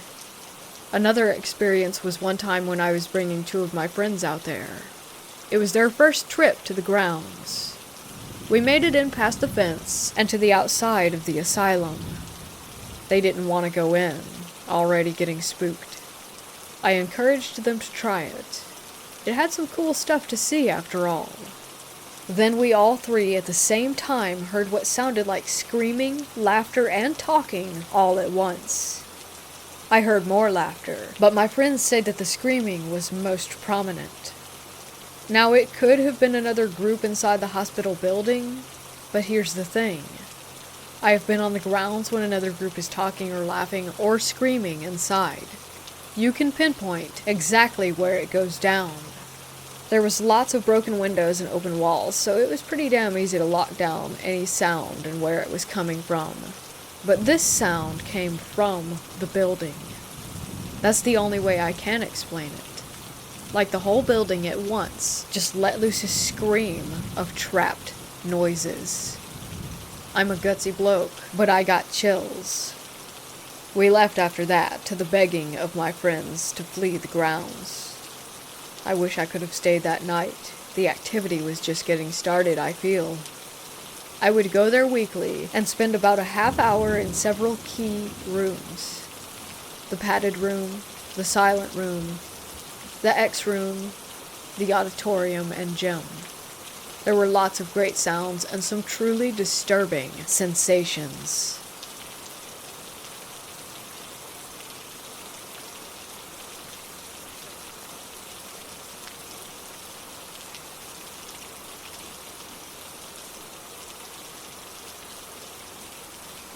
A while back, I was chosen to be in an indie film about jinns, basically the local versions of demons. Before I continue, there are 4 things you should know about them. 1. It is said that they can take the form of animals and humans with circle eyes, literally circles for eyes. 2. They are supposedly born from smokeless fire. 3. They feed on energy, such as the energy you use to stay awake and the energy used to power electronics. And 4, an extra one. There are Christian jinns, Muslim jinns, you name it. They have their own free will, so everyone is different. Some are very nice, others not so much. So now for the tale. We were filming in the desert and a series of events started to occur. Right when we arrived, there was instantly a presence of something there. Then a knife, bent, twisted, with red marks, started appearing at my feet every 15 meters or so. Constantly, for the entire time that I was in the desert, this knife would follow me. 4 nights or so into filming, right as we were packing up, a loud screech could be heard. It was sort of a mix between a falcon, a wolf, and a mountain lion. It was later revealed to us by an expert of desert animals that there were no animals in the desert that made that sort of sound. On the 5th night, things began to get interesting. At one point we were sitting down taking a break when the sand just started to smoke. We thought that maybe a small plant had combusted because of the heat. After a minute or 2, the smoke stopped. We checked and there was no plant. We sat back down, and the second our butts hit the seat, boom, the sand all around the smoking area and where the smoke had been burst into flames, with 0 reasons to. Then, after that, all of our cameras started to lose their batteries very, very quickly. This was frightening because 1, it meant that we had to stay there longer, and 2, as mentioned in number 3 at the top, they feed on energy.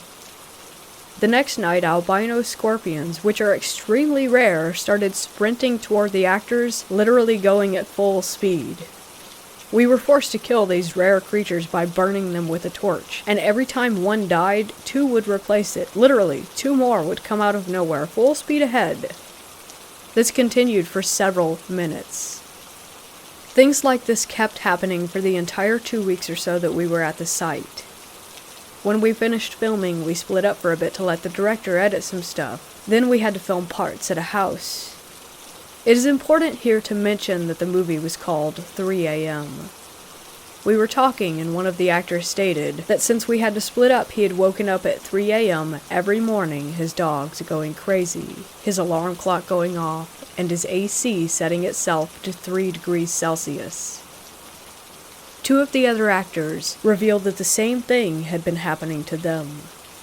At the same time, I had never felt alone while I was in my room at night. Something was watching us. It followed us home. Since then, we have finished the film. I've started praying for protection every night based on the events that have happened. The actor who originally had the alarm go off at 3 a.m. moved to another house. Another actor moved to Canada. We were filming in UAE, which is in the Middle East, so this was pretty far away. A second actor also moved internationally, and I am moving in 4 weeks or so. I'm just hoping that it doesn't follow me home again.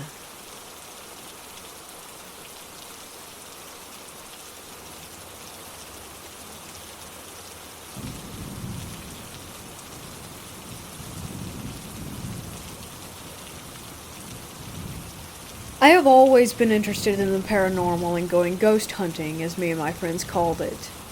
This story takes place on an October night in 2005. We had gathered at my dad's house for a party. We lived way out in the country in an old farmhouse. We decided to drive up the road to an old cemetery because one of my friends showed up with a Ouija board. I said we weren't going to use it at my house, but I was game to use it somewhere else. About 6 of us piled into different vehicles and took off. When we got there, we set the Ouija board up on an old concrete barrier that surrounded the entrance of the cemetery.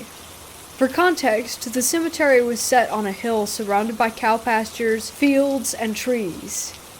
Across the road stood an old, white church. There were 2 security lights that lit the church area and the entrance to the cemetery.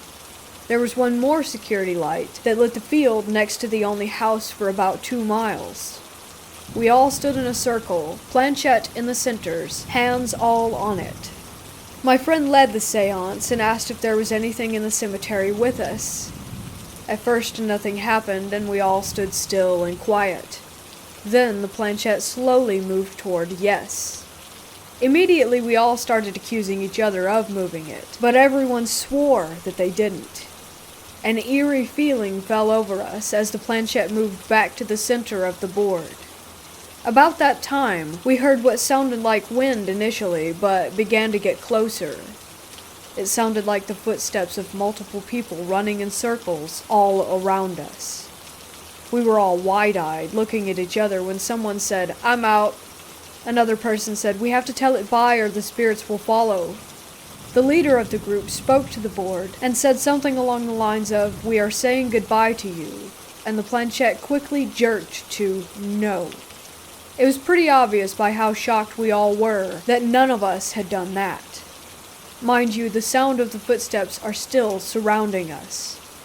The planchette moves to the center and we say bye again. Again it moves to no, then back to the center. This time we all say it together, my friend's idea, and slowly, agonizingly slowly, moved the planchette to the word goodbye. We were relieved and took off running to the cars, which were parked at the entrance of the cemetery on the side of the road. Me and a buddy jump into my truck, and I hear my friend scream something about not being able to find their keys. She checks the ignition, her pockets. All our friends check the car and their pockets. No keys. Everyone else loads back into the truck, and we speed the 3 miles down the road to my dad's house. My friend searches her purse and pockets for the keys again, and again we couldn't find them anywhere. Eventually, someone takes her home, and she says she'll get her spare and get a ride back to her car in the morning. We were all too scared to go back and look that night.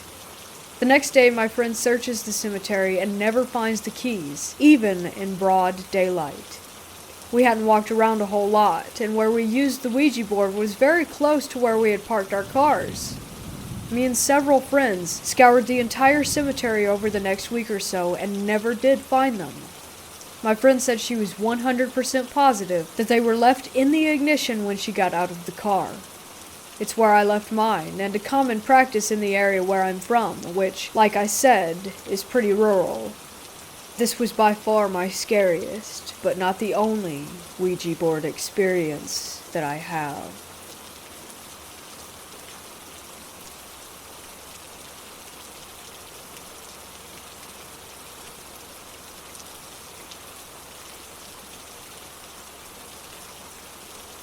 A few years ago, my best friend Jay and I decided to start exploring in the desert near a tiny statutory town close to our hometown with an immense expanse of land and an adjoining wild horse preserve.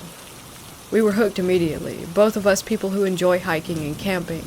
This place seemed like heaven. It wasn't long before we found an amazing little campsite about 15 miles or so into the desert, far away from any light pollution, and even cell phone signal.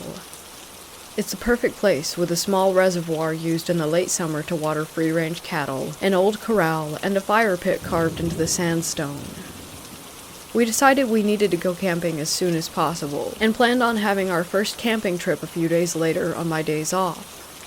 Jay and his SO met me out there with our dogs, and the first day was a ton of fun playing around the book cliffs high above the Grand Junction and sighting wild horses. We returned to camp late in the afternoon, and had a nice time cooking dinner and telling stories around the campfire. Soon darkness fell, and I began to become aware that I had been feeling uneasy. Not wanting to ruin the fun for my friends, I told them I was tired and needed to turn in. I returned to my tent with my 2 dogs and snuggled in, the feeling of unease tightening around my shoulders. I couldn't shake the feeling of anxiety, so I did what I do best and chose to ignore it, turning on a movie that I'd downloaded on my laptop. As the intro played to my movie, I caught movement out of the corner of my eye. I paused the film and stared behind me. I saw what looked like the bobbing of a flashlight behind our camp near the dirt road. The light danced for a few minutes before disappearing. I looked beside me and saw that my dogs were still sleeping peacefully and chalked it up to my imagination before returning to my movie. I must have fallen asleep because it wasn't long before Jay's SO was waking me up and asking me to come help calm Jay down. When I left my tent, my friend was visibly upset and shaken. He kept apologizing and asking if we could leave. He said he didn't know what was wrong, but that he needed to leave, that we needed to leave now. I told him that I'd been feeling incredibly uneasy, and watched all night, and we agreed to go. Taking only our dogs and pillows, we left our campsite, and drove the long 30 miles back home in the middle of the night. The drive back into the town was nerve-wracking. I had to keep glancing in the rearview mirror to make sure that my friend's car was still behind me. It took everything I had to keep my vehicle under 20 miles an hour so that I wouldn't ruin my car on the heavily rutted dirt roads, but it felt as though we were being chased away. The next day, Jay decided to go back for our things. Both his SO and I had to work that day, so he drove out to the campsite in the early afternoon.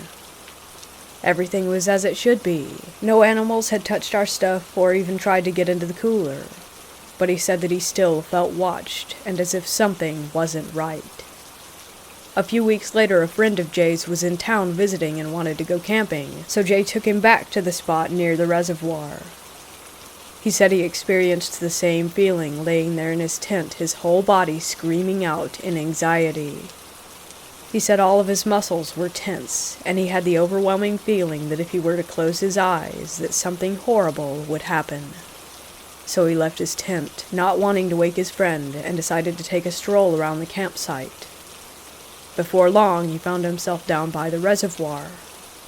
This is when he saw a small but brightly intense light darting and dancing back and forth, tucked into the valley below the Grand Mesa, going from east to west. It darted and whirled around. He said the feeling of fear and unease was so intense that he went back to his tent without watching to see if the light went away. We have both had a handful of odd experiences out there following these incidents. I've taken several friends and family members out there to experience the beauty. One summer I was seeing a guy who was interested in checking out the area, so I took him to a spot where we could park my car and explore near the Twin Peaks. We started walking up an oil field admin road when I was overcome with the urge to climb up the sandstone rockfall at the base of the mountain. My friend followed me, and we hiked up until he found an opening to a cave. We peered in and found that the opening was more like a skylight. The bottom was a good 20 feet or so below us. We decided to look around and see if there was an actual entrance. After a bit of searching, we followed my dog to the entrance of the cave. It was low and slightly blocked off by fallen sandstone, so we had to get on our backs and inch in foot first. When we got in, we saw that we were only in a smaller antechamber, but the smell of something decaying and the feeling of unease we felt told us to leave, so we did. It was only after we got back into the car that I discovered I dropped my favorite vape. It's been 2 years since I lost it, but every time I'm around there, I have the overwhelming urge to return. On one occasion, my mom and I took our dogs out to the desert to run free. I took her to a cool rock outcropping that I call Castle Rock. We hiked up the rock structure and started to make our way around it when we noticed the base of this rock structure was littered with small bones of every variety. This creeped my mom out heavily, but I am sort of a goblin by nature, so I started picking through them for things to take home. My mom told me she didn't feel right and wanted to walk back down to the Jeep. I told her to please hold on a minute, that I'd been wanting to check this place out, so she stayed while I hiked up the right side of the structure. I found some cool rocks, took some pictures, and enjoyed the view from the top of the rocks before heading down. When I got back to my mom, she was extremely upset, saying that she had been yelling for me the whole time and that she couldn't find me anywhere. I laughed her off and told her that I was thirsty, so we returned to her Jeep. As soon as we got in, we noticed a volleyball in front of her vehicle. It was maybe 3 feet in front of her Jeep right where we had walked past, with no footprints or any indication as to how it had gotten there. There have been several other strange occurrences, but nothing ever really seems to happen. Only eerie feelings, occasional lights, and the sensation that someone is watching you. But I always manage to convince myself that there really isn't anything going on, besides an overactive imagination, and I always return. I'm incredibly drawn to the area, like nothing I've ever experienced before. I've even taken a couple of solo camping trips, despite being a single female by myself. But I always return, even after promising my best friend and my sister that I wouldn't go out there alone anymore. I always do. Jay refuses to go camping out there anymore, and it takes a great deal of effort to convince him to go explore anymore. Despite the fact that he has hitchhiked from Michigan to Colorado, done solo backpacking and more, he can't stand it. Beside the feeling of being watched when I'm out there, the fixation bordering on obsession with this place kind of makes me nervous. I always feel like I'm searching for something when I'm out there, leading me to go to new places and check out new areas.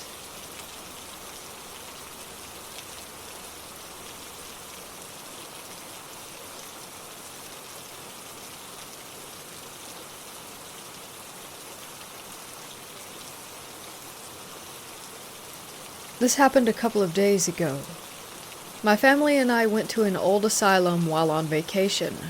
They had renovated it and put a couple of stores and a restaurant inside, so my father thought it would be a nice place to visit. When we first drove into the driveway, I was overcome with dizziness, and I couldn't even finish the message that I had been typing while we were pulling in. As I got out of the car, the dizziness subsided for the most part, and we all went inside. It still looked like an asylum. The doors were big metal cage doors. The floor was old and cracked. The walls were old, yellowed bricks, and there were entrances that were covered over with more bricks so that no one could enter. As we began walking down the halls, I noticed that something was off. The overall feeling in the place was just terrible. I started getting a headache, but it was only minor. I know spirits can give people headaches and stomach aches, so I wasn't at all surprised. As I said, mine was minor, but I couldn't help but notice that my sister was getting worse and worse.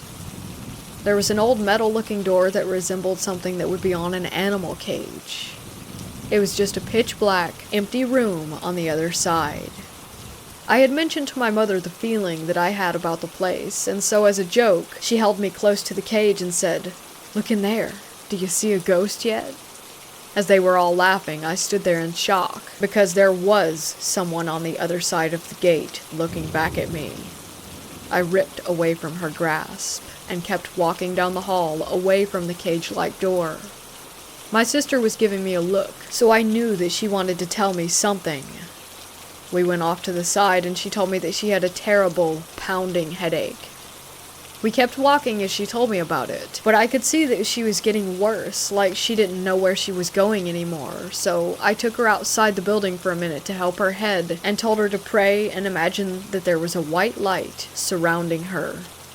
She did this and started to walk away from the building as her headache was getting better. My father had scheduled for us to eat inside the building and our table was ready, so we were forced to go back in. She told me that her headache was even worse than before and that she was about to pass out and that the praying in white light now made it worse instead of better. We were texting each other and she was telling me that she felt a strong pressure on her back and head. Soon enough, I could see that she couldn't take it anymore, so I took her outside again. My parents were furious, but only because they didn't understand. Once I took her outside, she started crying and shaking, and so I took her away from the building, and we went for a walk. We went across the street, and I talked to her until her headache stopped, and so did the pressure. Our parents texted us telling us that the food was there, so once again we were forced to enter the building. I held her hands and prayed with her before we entered again. We ate as fast as possible and got out of there even before our parents did. We drove off, but she still felt uneasy, and so did I. We got out of the car at our next destination, but it was almost as if we were still in the asylum. My sister started crying and shaking again, and she asked me if it could make it kill herself. I asked her why, and she told me that it was giving her suicidal thoughts and that it was making her depressed and draining her energy. I took her and my mom and dad, and we all prayed together over her. As I placed my hand on her head while praying, it was weird. I could feel it there still. It had followed us. It thought that she would be an easy target, and maybe she would have been, if I wasn't there. Maybe that's what scares me the most. I'm not sure if it's gone, but when we arrived back at the hotel, I saw and heard someone following me in the hall, so I thought it was my sister. But when I turned around, no one was there. But that could have just been a different spirit. I'm pretty used to them by now. Last night, my sister and I didn't sleep. We were kept awake the whole night through. Maybe we were scared, or maybe we were kept up by something else. Something dark. Something inhuman.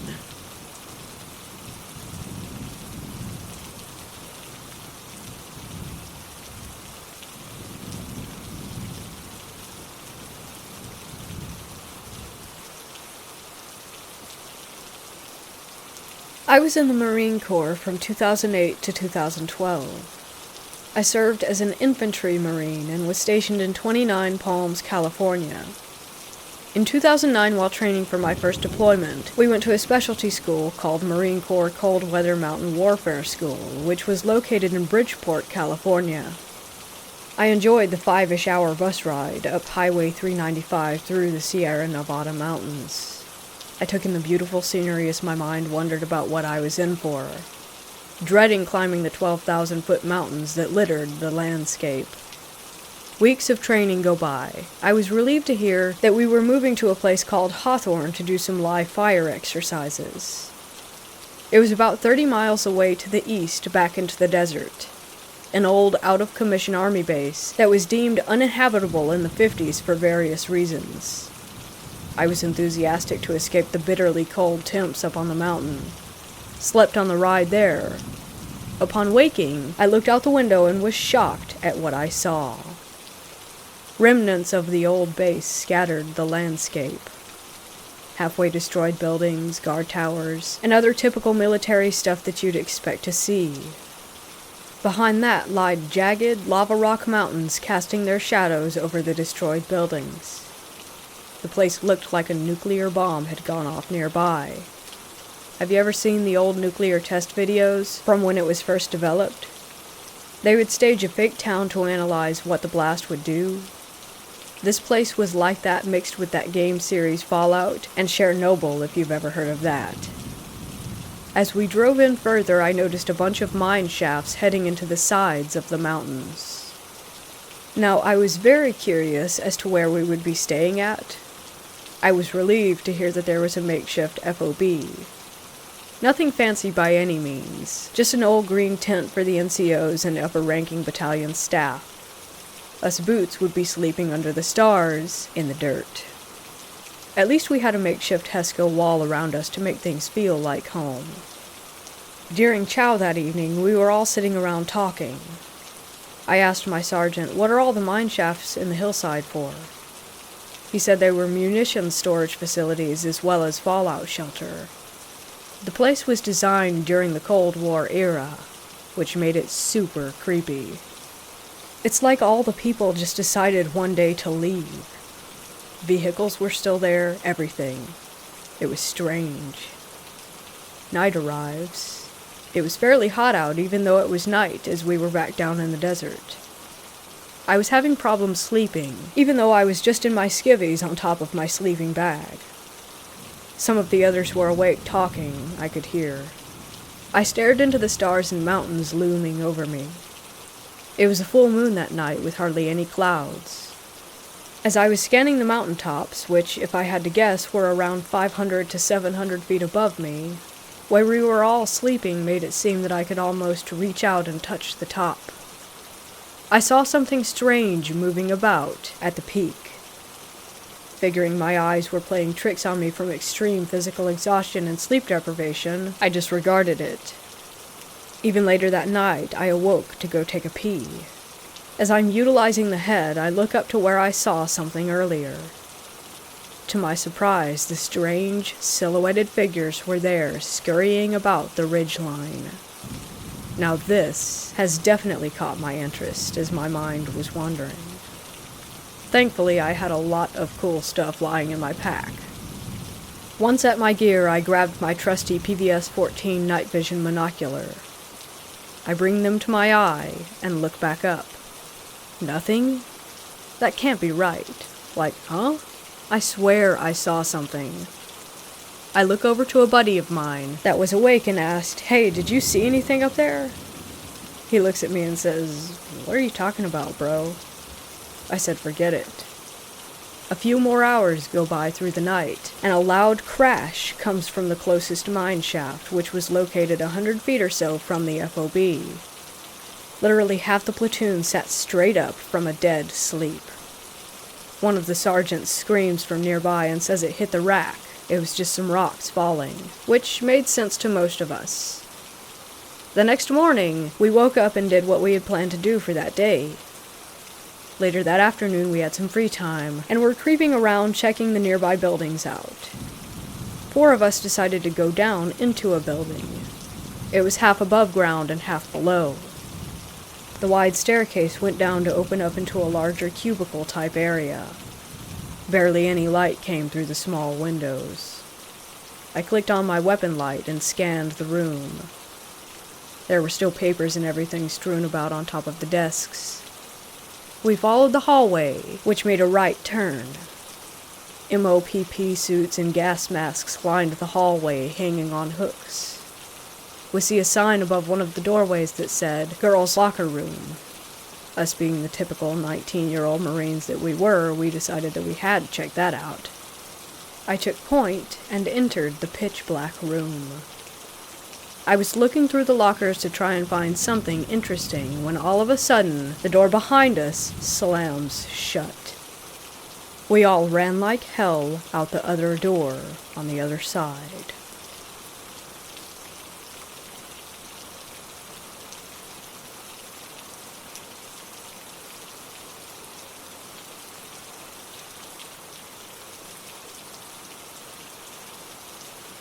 About a month ago, I started a new job doing security at a local community college.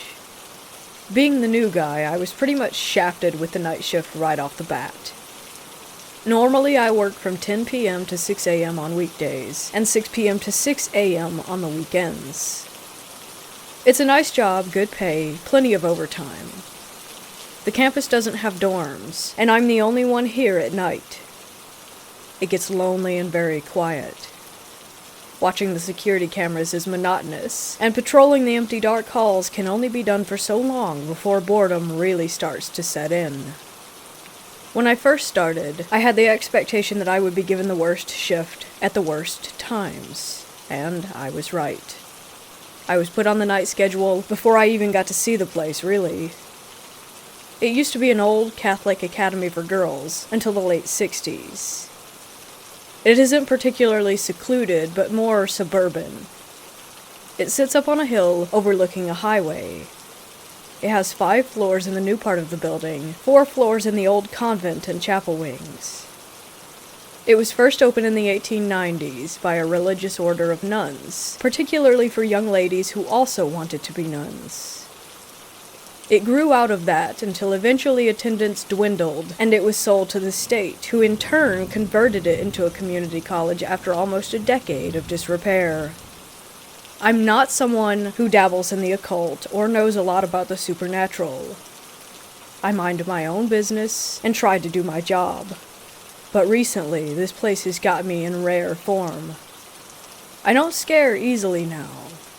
But just in the short time that I have worked here, I've started to think that something is up. The security cameras are typical CCTV cameras. No audio recordings. But in the monitor, I'll hear a crackling like static. There's no way to enable or disable audio on the monitor. It comes and goes. I'll hear footsteps like leather soles clopping down the hallways through the security monitor. When I go on patrols in the convent wing, the lockers that are typically reserved for the cleaning crew and faculty staff will be unlocked and wide open. I've seen them open on the cameras, but only my supervisor can play back the footage. Doors that I know I locked during my first patrol will then be unlocked and open on the third patrol.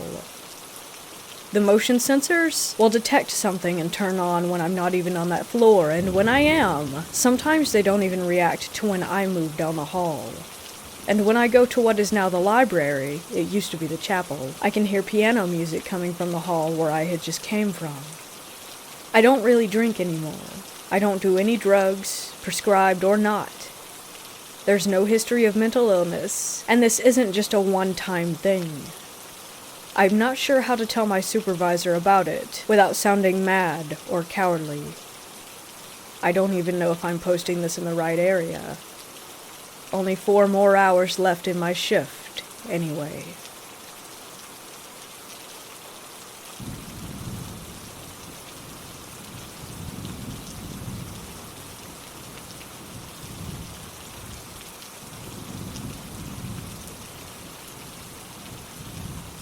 Say their name, and it will kill them.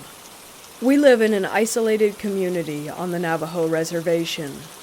My aunt and her 2 brothers were home alone, while my grandparents had left for the evening to attend a chapter house meeting. They were in the house, and like many people from the reservation, they didn't have electricity. It had been dark outside for about an hour, and my aunt and uncle were getting ready for bed. Outside, they heard noises, as if someone were moving things around the house. My oldest uncle went to look out the front window and saw a large figure out by the truck. This was immensely out of the ordinary, because the closest neighbor was miles away. Whatever it was opened the truck door and began to dig through the personal items that my family had left in the vehicle. My aunt and uncle were frightened by the sight and knew that they should take action. They took out their rifle and steadied themselves to hold it up. They flung open the door and aimed the gun at the dark figure. The figure turned and began to walk toward them, totally unfazed by the weapon. My uncle pulled the trigger, but nothing happened. The figure drew closer, and my aunt began to smell something like a rotting corpse. It was so strong that it made her gag. My uncle continued to pull the trigger with no luck, and the figure came closer and closer. Off in the distance, headlights were coming up the road. My grandparents were returning. The figure looked toward the lights and started to move away and tucked itself behind a tree near the house. My oldest uncle ran toward the truck with the gun. My grandfather got out of the car and my uncle pointed to the tree. This thing was poking out its head to observe what they were doing. My grandfather ran into the house and over to the stove and grabbed a handful of ashes and rubbed over the gun and placed an ash-covered bullet into the chamber. He walked out onto the porch and fired toward the tree. Whatever that thing was didn't expect the gun to go off. The gunshot echoed, and the dark figure began sprinting. My grandma chased my aunt inside, and my uncle and my grandfather went after it. There weren't many roads or paths, so as my grandfather and uncles chased the figure, the truck was bouncing and the headlights were not fixed on one particular spot. My uncle swears that whenever the headlights would hit the figure, he saw a woman, but not only that. Whoever it was running on all fours like a bear. My grandfather eventually stopped the truck, and as they neared the ditch that drops about 20 feet, he got out and began to yell in Navajo. My uncle says that he was yelling out about a local woman. He yelled that he wasn't scared, and that he knew it was her, and to leave his family alone. A few days passed, and there was news that the woman that my grandfather had yelled about had passed away. I've always been told that if you know who the skinwalker is, say their name, and it will kill them.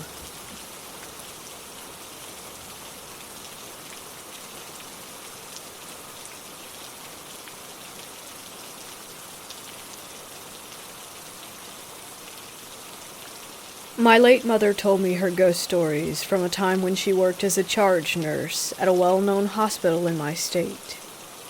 Please forgive me if the story is hard to follow, as she told me this when I was a kid. In the early 90s, my mother was fresh out of medical school and was fortunate enough to find a job at a prestigious hospital. The only downside of taking this job was the fact that she would be working the graveyard shift. A typical hospital night shift is 11 p.m. to 7 a.m. A couple of months into the job, she found out that one of her good friends from medical school had gotten a job at the same hospital as her. Unfortunately for my mother, her friend had gotten a day shift. On this particular day, my mother's friend ran into some car trouble and couldn't get a ride home. My mom, being the helpful person that she was, told her friend that she could pick her up and take her home before her shift started. My mom picked her friend up and took her home. Her friend was thankful for my mother and insisted that she stay and eat some dinner. My mother couldn't turn down the offer as she had rushed out of the house to go and pick up her friend in the first place. My mom and her friend sat at the dining room table eating dinner.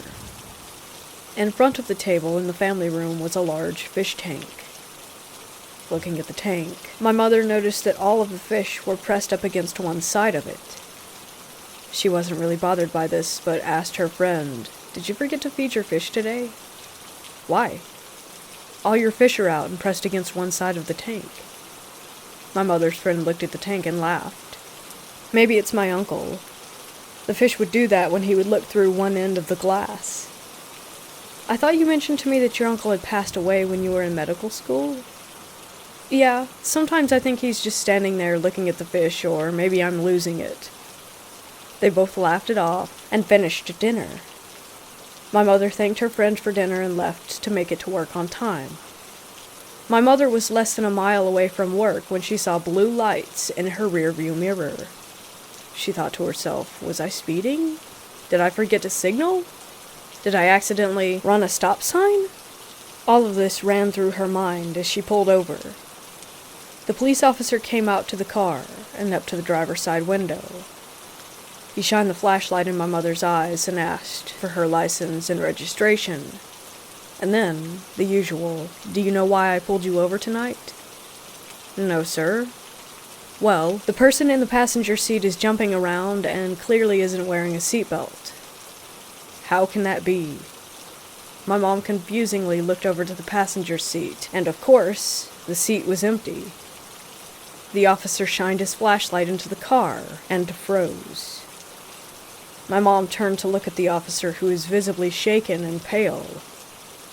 After a few seconds, the officer began to mutter, No, not today," and slowly paced back to his car. In a flash, the officer took off. Must be Uncle, she thought. My mom arrived at work and started with her normal routine. The night shift didn't faze her until around 12 a.m. While finishing some patient paperwork, out of the corner of her eye, she spotted someone walking around in a patient gown. Concerned, she nudged one of her coworkers to check on the patient who was wandering around in the hall. He got up, looked down the hall, and immediately turned around back towards my mother. There was no one there. Confused, she looked over the desk, and indeed, there was no one there except other nurses and doctors. At around 2 a.m., my mom had gotten tired and decided it was time to get some coffee. She got up from her desk and began walking to the break room. On her way to the break room, she spotted the patient, the same patient wandering around the hall. Not wanting to disturb the other patients and nurses, she decided to follow this patient. She followed them until they turned and walked into one of the rooms. She walked up to the room and looked in, expecting to find them. Instead, she walked into an empty cardiology room. My mother walked out and began to think that she was losing her mind. Before exiting the room, she looked at the room number and saw that it read 616. She wrote it down on a notepad and continued with her shift. When her shift ended, she began to put away her work in her locker and pulled out her notepad. She looked at it, and it read Cardiology 616. Remembering what had happened, she used the break room phone and called her friend. Half asleep, her friend answered. My mom began to explain what had happened to her and mentioned her experience with the police officer and her shift at the hospital. Finally, my mom asked, "How did your uncle pass away, if you don't mind me asking?" "Oh, he was having some heart problems and passed away from a stroke." "When you visited him in the hospital, can you recall what room he was in?" I think it was room 616. "I think it was your uncle I saw last night and this morning." "No kidding." My mom always told me that story, and she truly believed that she had seen her friend's uncle's ghost. Though the ghost said nothing to my mother, she could only ponder the reason why.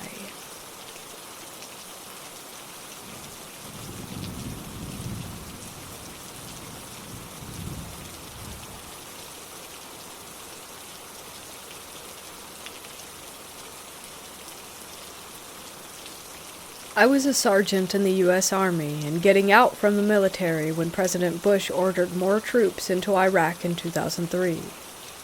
I had just returned home into Austin, Texas, when I was called into my local National Guard unit at Camp Mabry and told that I was being recalled to the Army, but the unit was already tasked out to deploy to Iraq.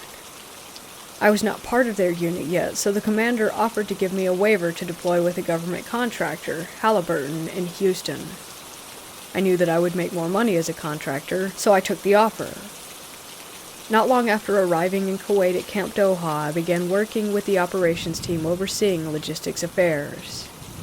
We would oversee the daily convoy of supply between Kuwait and Baghdad, a route riddled with IED incidents, small arms skirmishes, and almost constant breakdowns of Army and civilian vehicles. Because I was an SAW gunner in the 1st Infantry Division while in active duty and was technically still in the Guard, I was often in the convoys manning a mounted weapon that accompanied the mostly civilian convoys. During these runs, we had a few strange encounters in an area south of Baghdad, known then as Camp Babylon. Occupied by French troops, but then designated an archaeological site for obvious reasons, Camp Babylon was set up in the area that was said to be originally inhabited by the famous Tower of Babel.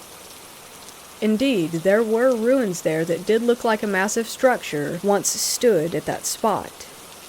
I had 2 strange incidents happen to me while passing through there. The first incident seems to be a bit benign, but sets the mood for the second.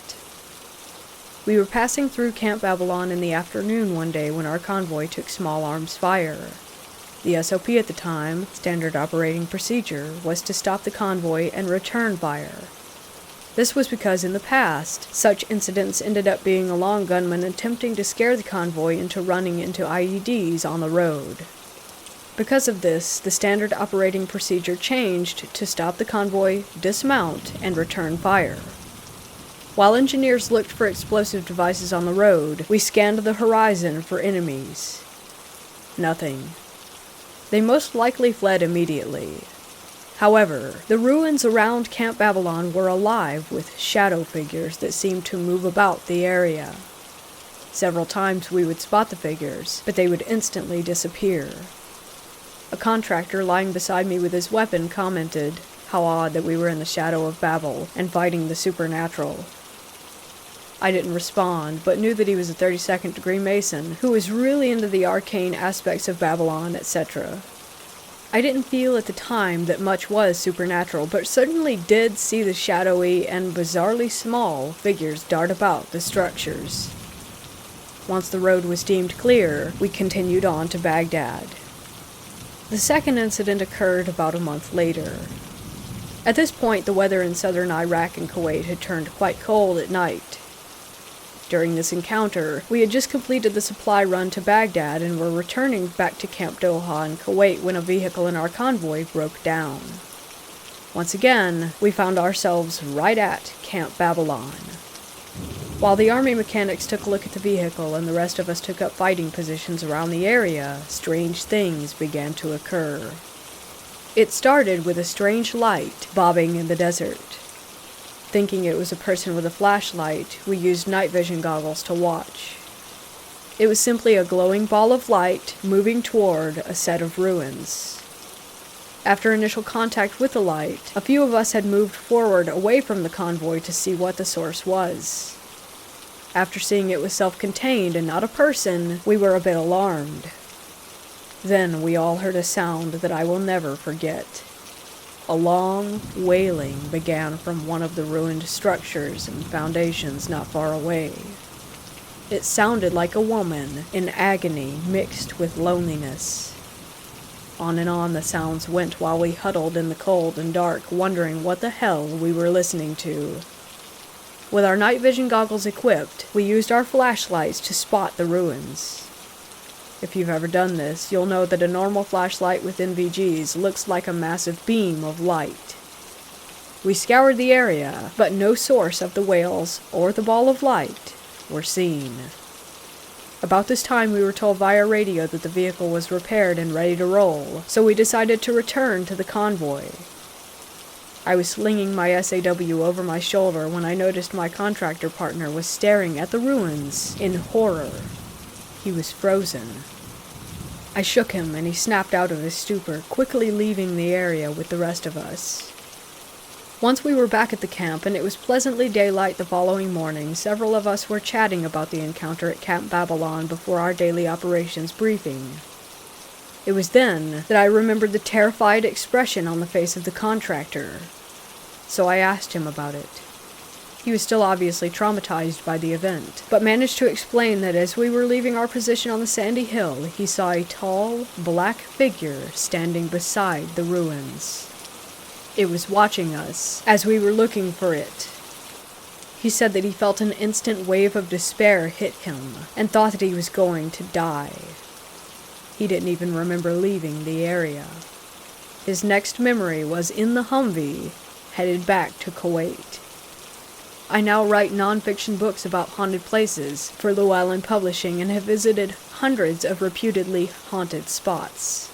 But I'll never forget the wailing figure at the ruins of Babel. It's also worth noting that when I related this story to some of our Pakistani employees at Camp Doha, they were also quite terrified.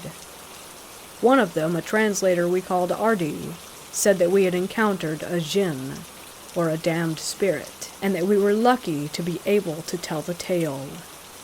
I agree.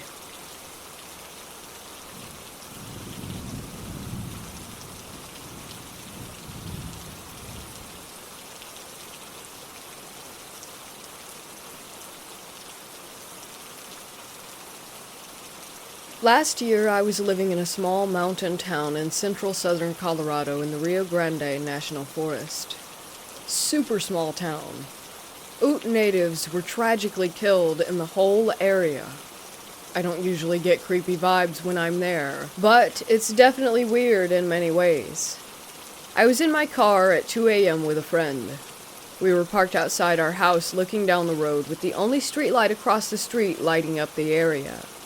From 15 yards in front of us, we see a large animal emerge from darkness and catch the light. We started asking each other what it was, commenting on its size. It was like the size of a small horse or a big deer. It walked toward us. It stood 1 yard away from my door. We were frozen. We were unable to move, and we just stared at it with it so close to us, and I said, "Is that a wolf?" It's all I could think that it could be. It was tall, completely silver. It looked like a wolf from a movie. As it stood there, it looked up to the sky, and then left, and then to the right. Then it ran away toward the large cliffs at the back of the town where the abandoned mines are, and a large forest begins. We were stunned. We stayed frozen and silent for minutes until we just started laughing. We eventually calmed down and went inside, but were confused as hell. After that, I told some coworkers, thinking how cool it was, that I saw a wolf. They all said that it was impossible, that no wolves had lived there for decades. So I do some research, and they're right. No wolves have been here for like 40 years, and it would be a miracle if I had seen one, especially a gray wolf. As I look at more pictures of wolves, my memory becomes clearer.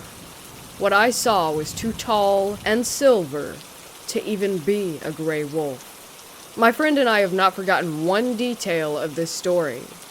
I'm sure it wasn't a dog. If it was, then that was the biggest dog in existence. I remember the world washing away as I stared at its shining fur. It was possibly the most majestic animal I have ever seen. There were chills covering my body, and I could barely breathe. Do you think that I saw a skinwalker?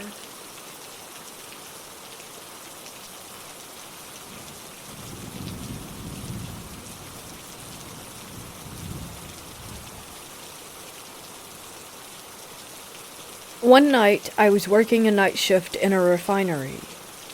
I was working as a quote-unquote hole watch for my shift, which means I basically sit at an entrance and document anyone that goes in and out. Well, a guy showed up, I got his name, and he gave me the company that he worked for, so I logged him in. Everything checked out, so I'm waiting at the entrance for a few hours for the guy to come back out. Now, that's nothing unusual, because most of the people that go in will stay in there between 2 to 6 hours at a time, and every hour or two I yell up to make sure that they're okay. I would yell, and usually the guys whistle back or make a noise to let me know that everything's alright, and every time I check, I thought I heard a response. A few more guys came up to go in. I logged them in, let them know that there's another guy up there doing inspections. They go in and radio back, "Hey, there's no one in here." Immediately I had a weird feeling because I was at the only exit entrance, so there's no possible way to get out of the container without me seeing. The way the container is set up, you have to climb up a ladder to get into it from underneath using a scaffold to help. I was sitting on the scaffold far back enough to where if anybody came out, they would drop down right in front of me, and the only way off of it was to go through the gate opening that I was guarding. So I radioed my foreman and explained to him what had happened. He got into contact with the company, and they had no one by that name, and no one scheduled to check that particular container. I was completely baffled at this point. Here I am, adamant as ever that someone went up into that container. I thought I was going crazy, and I was also a little weirded out. I had a signature on the log where they sign in, and I have to sign right next to their name also, acknowledging that I know that they're going in. For about 20 minutes, I'm in full panic mode and freaking out because I don't have an explanation as to what happened, or where he went, or who he was. And on top of that, I could have easily lost my job because of it.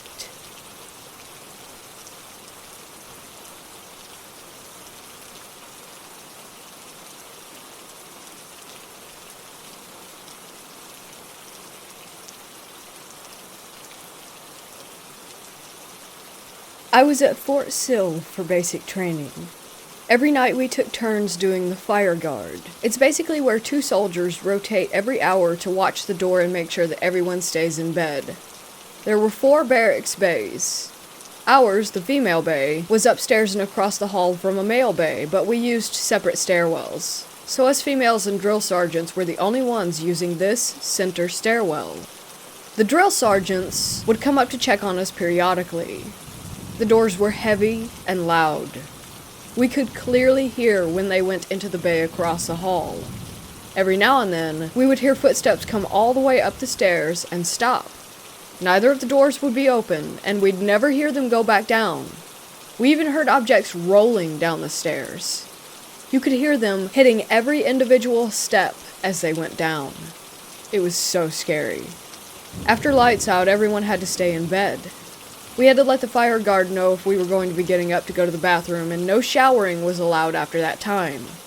There were times that we would hear people talking in the bathroom in the middle of the night, and sometimes we would hear the showers going. We would go to look because we would all get in trouble if someone was up making noise, but no one was ever in there. I should also mention that the lights are motion sensed. So we would walk in and the lights would turn on, meaning that a physical person hadn't been walking around in there for at least a few minutes. Our beds were all in rows and lined up. One night we all got woken up by a scream right next to our row of beds. All of us sat up at the same time, freaked out, and looked at each other. We couldn't figure out where it came from. This was in 2019 at Fort Pickett during our annual summer training. We were in the field, which is basically like camping in tents. There was a large open field where the medical tent was, and then our personal tents were back in the tree line. There were a few nights where people were woken up by something shaking their tents, whispering their names, or vivid nightmares. Some even saw figures standing outside their tents. Some people had dreams that they were woken up only to be in another dream. I was with another sergeant in a 2-person tent far off to the edge of the group. One night, I heard footsteps all around our tent, almost circling it. It was as if a whole platoon was walking past us very slowly.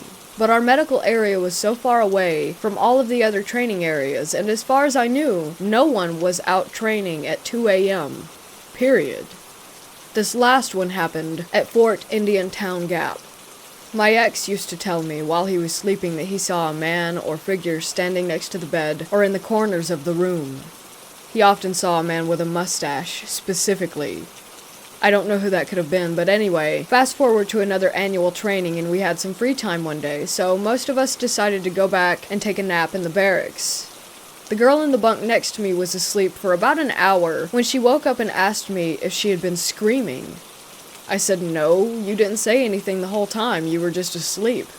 She said that she had just had sleep paralysis and thought that she was awake. In her awake dream, she was in the same barracks with all of us, but we were all staring at her. But the thing that got me, she said that there was a man with a mustache standing next to my bunk. He was bent over and was the only person looking at me instead of her. She's a complete skeptic, and I had never told her about what my ex saw.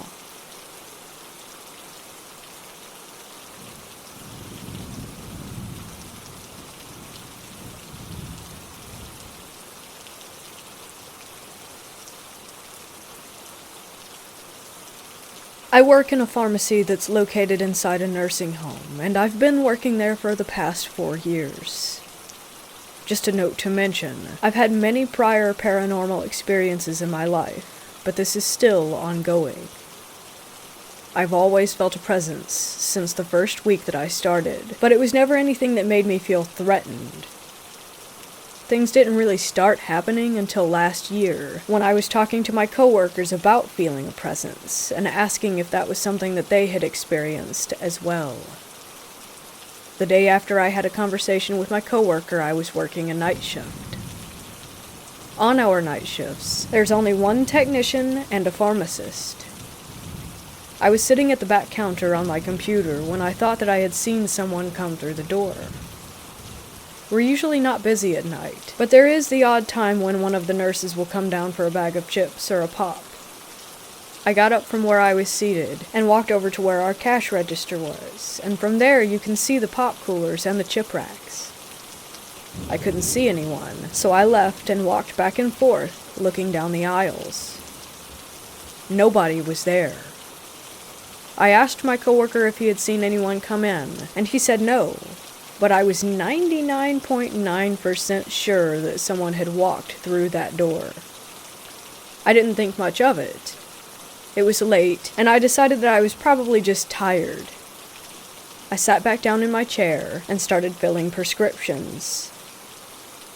About 25 minutes later, I looked up and saw a pack of toilet paper slowly moving forward to the edge of the shelf before it dropped on the ground, startling me. There's absolutely no way that it could have just been our air system or a draft that had knocked it off. My coworker saw this too, and also thought it was odd. I told him it was a spirit that moved it, and he looked at me like I had 5 heads. So, to prove my point, I brought up the security camera footage. On the video, you can see 2 bright and fairly large orbs moving around as the toilet paper was being moved. I showed it to him, and there was no denying that it was a spirit trying to make itself known. That was my first significant paranormal experience at the pharmacy. We've had things go missing only to find them in the strangest places. For example, my car keys went missing one day from my locker, only for me to find them in with the prescription vials. My coworkers all swore up and down that nobody had hidden them there, and I most definitely didn't. Things are always falling off of the shelves, and sometimes they're heavy items, not just something light like the toilet paper incident. We had a 5-kilogram jug of Epsom salts crash onto the ground and break open, and no one was even remotely close to the aisle. Many of my coworkers and I see what looks like someone walking by out of the corner of our eye, only to realize that no customers are in the store. We also hear what sounds like the door to the front entrance open and close, and nobody is coming in. This happens multiple times a day, sometimes. The only time I've ever felt threatened or scared so far was when I was working the night shift and got locked in the bathroom. It could well have been a hardware malfunction, but I don't believe that it was.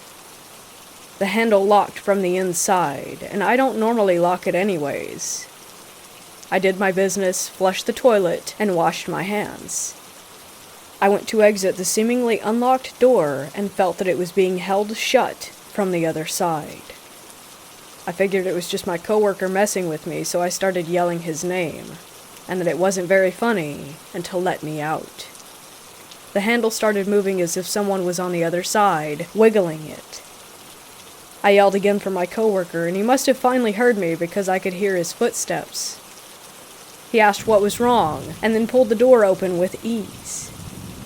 He's now finally starting to believe that I wasn't crazy, and that this place actually has some paranormal activity going on.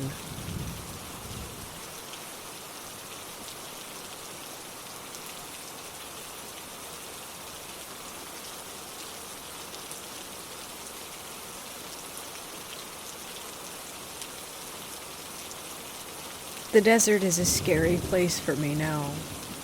It used to be a place filled with peace and serenity, but since living out there for almost 30 years, you see things.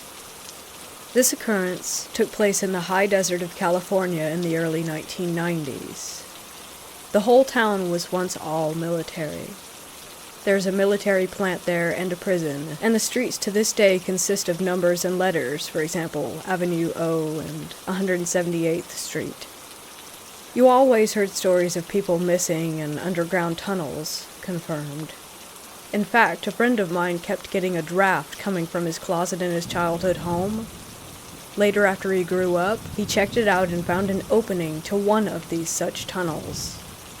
He called me over to check it out, but after I got there and we went through the opening, I was too freaked out to go more than 10 feet in when I turned around and told him that this might be how people disappear. You always saw things late at night, off in the distance, far past the lights of that then small town.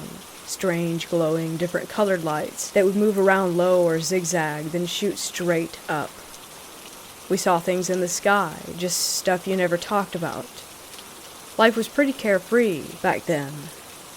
If you wanted to visit friends, though, you would have to drive down long desert roads and sometimes end up coming home late at night in the pitch black because there were no street lights.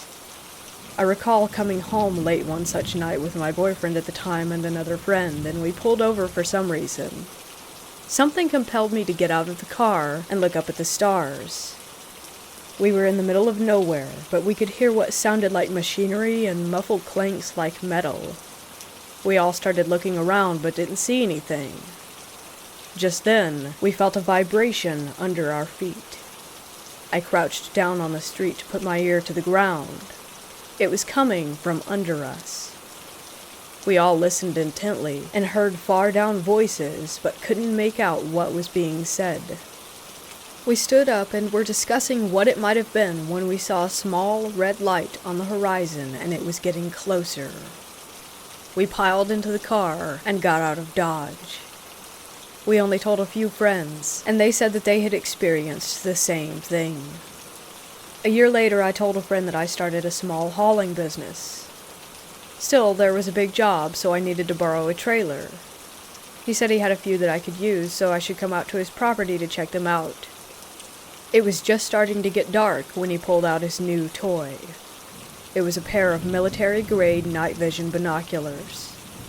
He told me to wait until it got dark to leave, because he wanted to show me something creepy, and I was all in.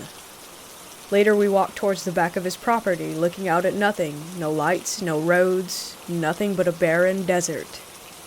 He pointed the binoculars east, and oh my. There were people coming out of the ground and moving around.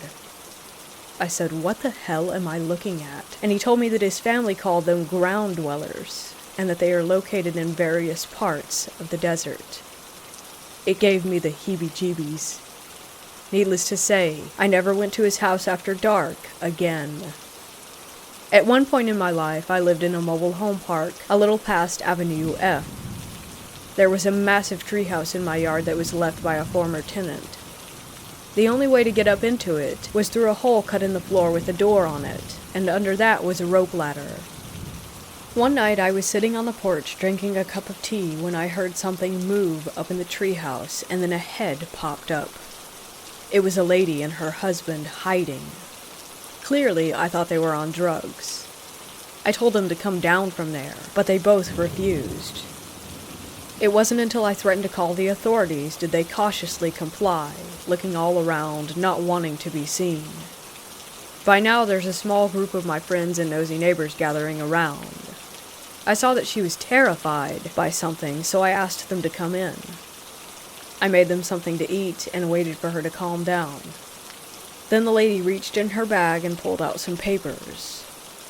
They looked like legal documents with government letterhead.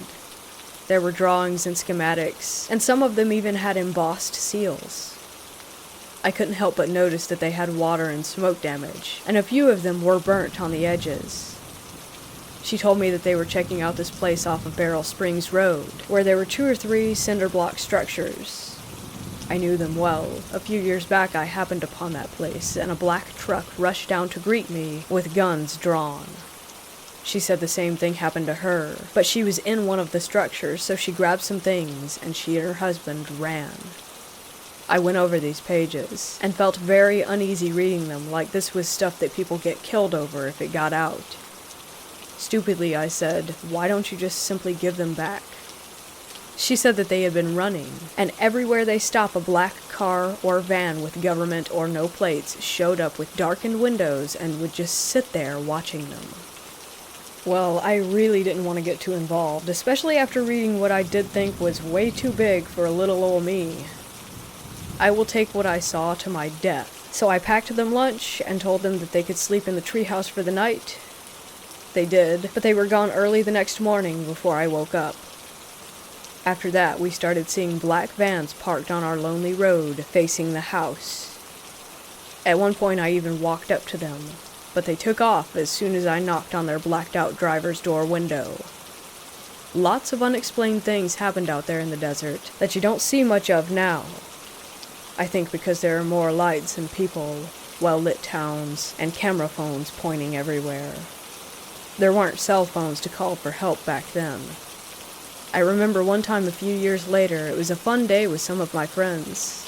We were in this stupid little red car called a Yugo that seemed to be on its last leg most of the time.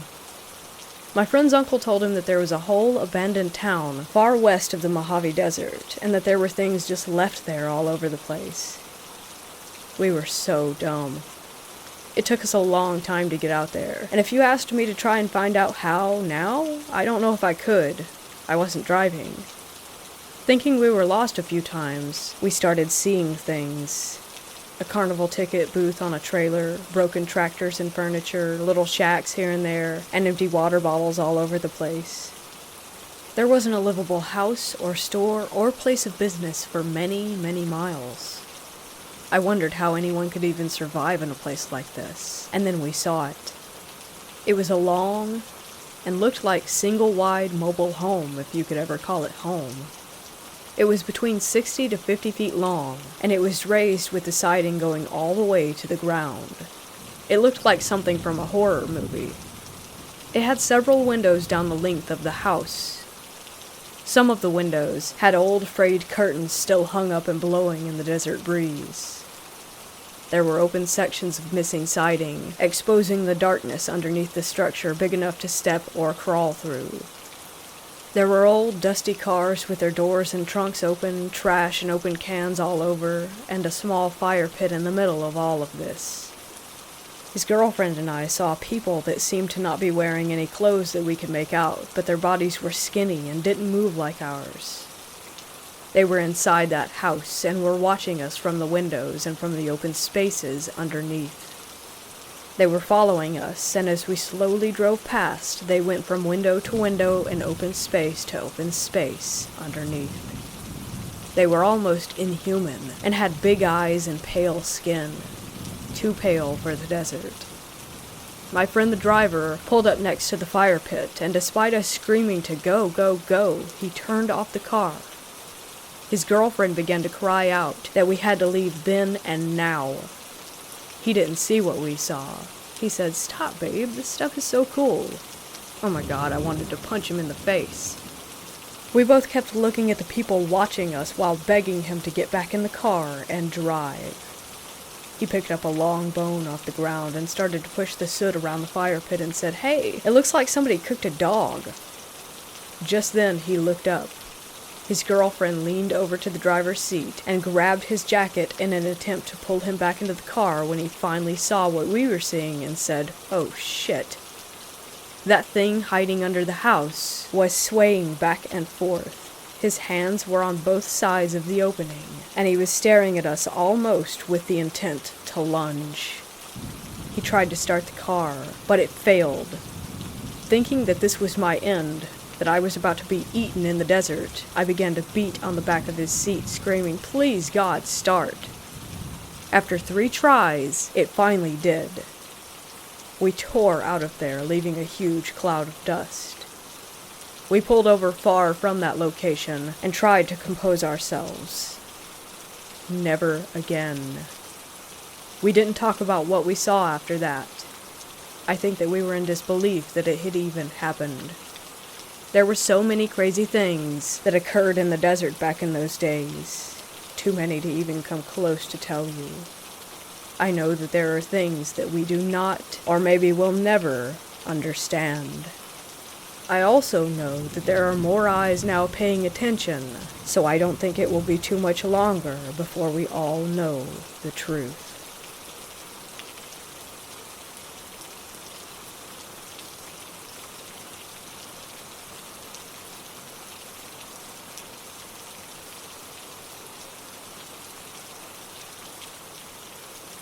I went ghost hunting with a friend at Rolling Hills Asylum in East Bethany, New York.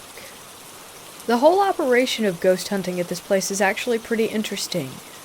They give you a quick tour and let you go around hunting on your own, allowing you to bring your own equipment, rent theirs, or sometimes borrow theirs.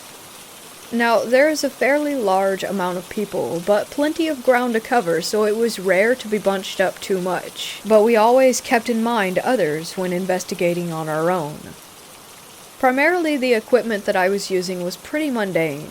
flashlights, audio recording on a Samsung Galaxy S6, and a Nikon Coolpix. Rolling Hills used to be a poorhouse near Batavia, New York. It is located in pretty much the middle of nowhere, surrounded by nothing but fields. Outside disturbances are minimal, which is great. The place is old, no doubt. Bugs get in, and field mice and rats are no doubt common. The grounds took in people with mental disabilities, the physically ill, the poor, and later it served as a senior living facility. There are a few famous resident spirits, but during our interactions we caught no evidence from those areas. We're very objective and scientific with our investigations, and for some reason do not get creeped out by much. I can safely tell you that we did not have any feelings of a presence or the like. Our first start was the shadow hallway. This hall is famous for shadow beings peeking out from the doors down the hall, as well as pushing people in wheelchairs, and your run-of-the-mill terrors. Additionally, the portal room was on this level. We experienced 3 events in this hall. 1. While not our experiment, a group of people had a flashlight that uses a twist motion to turn on. While barely having it on, they asked the spirits questions. The flashlight, much to my surprise, flashed with responses accurately. While this was not my flashlight, I am convinced that it was legitimate. I took several photos of the area and captured nothing of note. 2. A loud bang came from a bathroom nearby. My friend and I immediately went inside to investigate, taking photos. While we caught nothing, others nearby said that they had heard a bang from that room as well earlier. This could be explained by the building's age, but nevertheless, it was still interesting. 3. We thought we heard footsteps coming down the hall, but we did not record any sounds on the audio device, so I cannot say that this was 100% legitimate. The next location that we experienced an event in was a small building attached by a tunnel to the main building. My friend, who is extremely skeptical, always brings this situation up when talking about the experience. We were standing in the building right in the middle. They say that there was a boy who liked to hear songs. So, as I was about to chime in my best pirate shanty, don't ask, we heard a knock on a large wooden door behind us.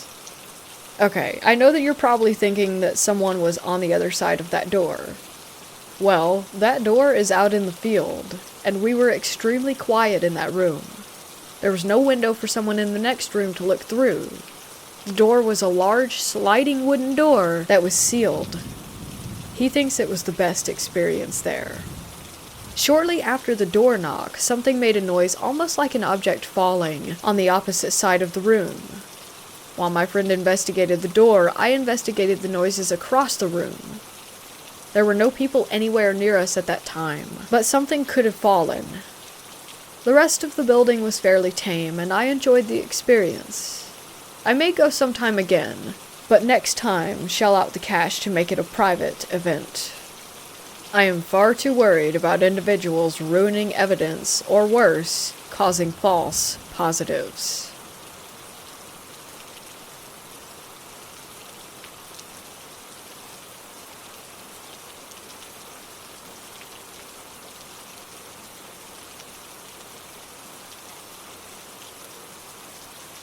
Just for backstory, I'm an 18-year-old college student, but I live at home with my mom and my younger sisters, who live at my dad's half the time, because my university is in my city. We also have our dog Kiefer and our cat Boots. My cat, Princess, died of a severe fungal infection about a month ago, and I feel like some of this might be tied to her passing. A little over 2 weeks ago, I hung out with my friend Z for the first time since the COVID situation, due to the fact that we went to the same university, and once it had shut down, he moved about an hour or so south of my city to live with his girlfriend since he couldn't live in the dorms. Z and his girlfriend picked me up and took me to their apartment, talking about how they've been to an abandoned asylum a few times over the past couple months. They lived with his girlfriend's older brother, who has issues of his own, both drug-related and just general anger issues. A notable moment that they mentioned to me as they were taking me to their apartment was that one of the times the three of them went there together, her brother acted very strangely. He sat in one of the chairs that was left behind, his eyes rolled back into his head, and he was knocking glass out with his elbows and getting deep cuts, but didn't seem fazed. His anger also apparently peaked, and he was threatening to cut Z and his girlfriend if they didn't leave. As they left, they saw shadows moving everywhere, and her brother was talking to himself.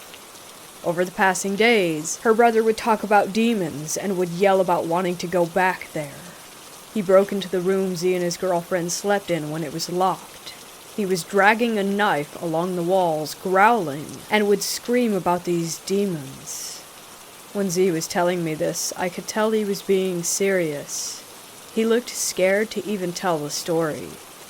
When they went back, her brother was screaming and sat back in the chair and muttered to himself, and after that everything went back to normal. He stopped talking about the demons, they stopped seeing shadow people, and the bizarre behavior ceased. This could have been tied to the drugs that he was on, but they felt the need to say this because they were also seeing shadows, and they were not high. When we got to their apartment, there were other friends of theirs, as well as her brother, inside. I didn't recognize any of them, so I sat and made small talk with all of them, and the atmosphere was generally calm aside from the blasting rock music and a couple of guys playing GTA V on high volume. A little while after I get there and we're all talking, one of the boys asked when we were going to the asylum. Her brother, who I guess we'll call M from now on, said that we were leaving around 11 p.m. since it was an hour-long drive to get there. We had a few hours of time to kill, so someone came and brought us McDonald's, and we talked and stuff until we had to leave in 2 cars due to us having a group of 9 people total. Z drove the car that I was in, and his girlfriend C drove in the car ahead of us. The atmosphere got tense quickly, because only about 10 minutes into our drive on the highway, C almost got into an accident. We watched her speed up to pass a semi, and she had hit a bunch of cones, and we couldn't find her car, which had a total of 5 people in it, for about 20 minutes, which was strange, because there were hardly any cars on the road at this time of night, and the car was easy to identify from the back lights alone. Eventually, we parked across the street from this large field where the asylum would be. C told us that the near miss was because of the semi. It was either speeding up or slowing down really quick, so she sped up. She was in an anxious mood after that. We walked through this large field for 10 minutes, with Z explaining that there are multiple buildings, but one of them got demolished and a couple of others had asbestos, so there were only a couple that were safe to go in. He told us it was closed down in 2003 because the patients were being mistreated or something like that. I don't remember everything that happened because my adrenaline was insane that night. We get to a building that almost looks like the outside was for transport vehicles. C refused to go in because she was anxious, so she stayed outside with Z. It ended up being me and a group of people that I didn't really know just exploring this building. The graffiti eased my anxiety a bit, but it was still eerie as we went through. Water was everywhere from leaks. There was broken glass all over the place, computers were broken, we found clothes in old lockers, and we even found a pile of what looked like animal bones. I was partially scared because of the atmosphere, but also because I've heard of the things that M did there. After about 30 minutes or so, we left, and C and Z were not there. We had called their phones, screamed their names, looked all around this huge field, and we couldn't find them. About 15 minutes into our search, we heard the most terrifying shriek. I can't even properly describe it because it was something that I have never heard before in my life. It sounded like whoever screamed must have been in pain. It was loud and it echoed, and we all just ran, trying to figure out who it came from. We were scared that it had come from C. At this point, it's past 1 a.m. We're terrified. They're still not answering their phones, and we were terrified that we were about to have to call 911. Then we heard someone from our group say that they had found them. We ran, and they looked confused. We were all trying to explain that we were yelling for them and calling them, but they didn't hear us, and their phones didn't ring. We also told them about the scream, but they didn't hear that either. They told us that they were just in another building, and were looking for us, too.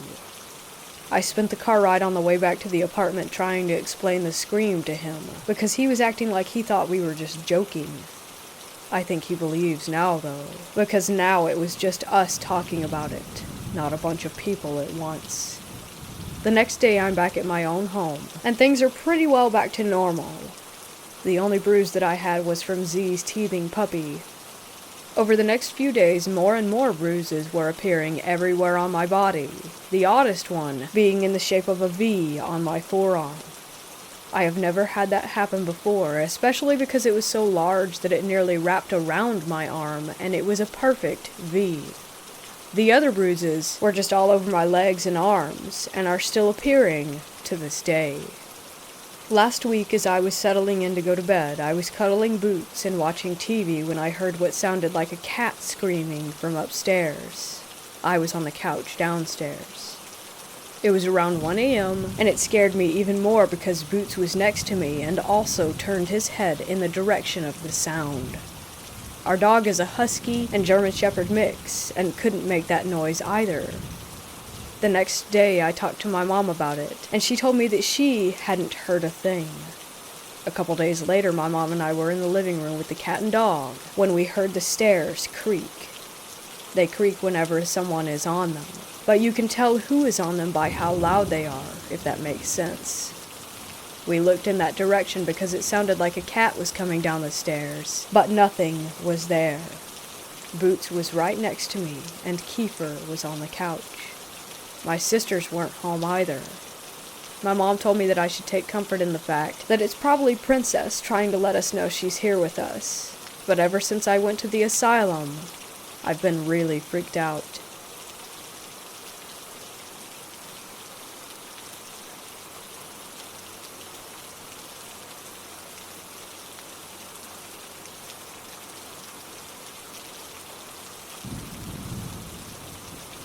All the guards at my workplace know this theater is haunted. We're all used to the super eerie feelings down in the lower levels, backstage areas. Most of it can be passed off as long work hour stress, but there is definitely some evil shit in this building with us. It's probably an entity that's latched itself onto themes like theatrics and whatnot. I don't know. We got all kinds of stories. We have all heard the grand piano playing on its own in the night, heard ghostly voices arguing every now and then as we walk through the halls. Sometimes I smell a harsh burning in the halls at night, like sulfur. We all know that doesn't mean well. Tonight has been the worst it's ever been. I heard a door slam shut nearby as I was patrolling, and as a joke, I yelled out, "Who it be?" Inside joke with me and my friends to lighten my nerves. And I heard a deep, almost unintelligible male voice saying, "It be me." Sounds kind of funny, but I did not enjoy that. My Bluetooth headphones blatantly refused to work tonight. I also walked through one of the function halls in the darkness. Once the building closes, we patrol without many lights on, other than the occasional safety lights here and there. And I saw something following me in the mirror. I refused to look behind me, or stare at the mirror too long, but it appeared to be a figure clearly dressed in the costume of like a king, with a fur robe and a black jagged crown. Its head was tilting side to side as it shuffled along behind me, kind of like a wind-up toy.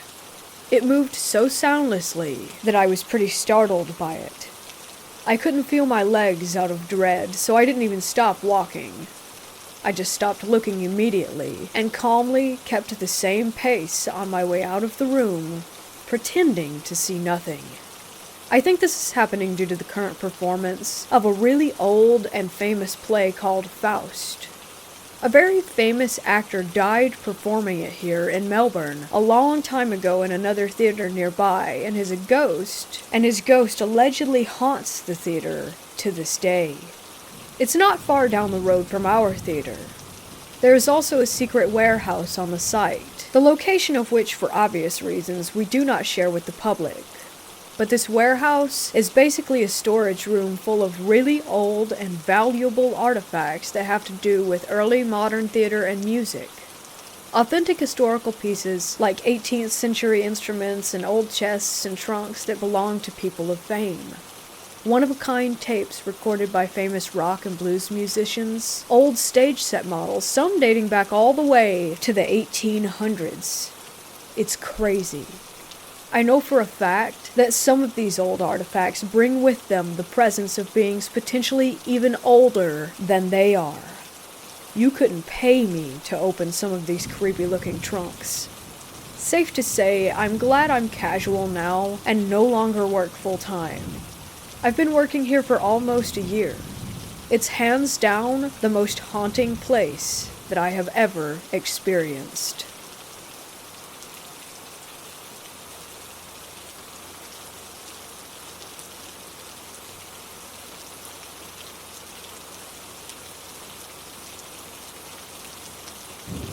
I live in-house of an animal shelter as I'm the on-site vet and do most of the dog's medical needs.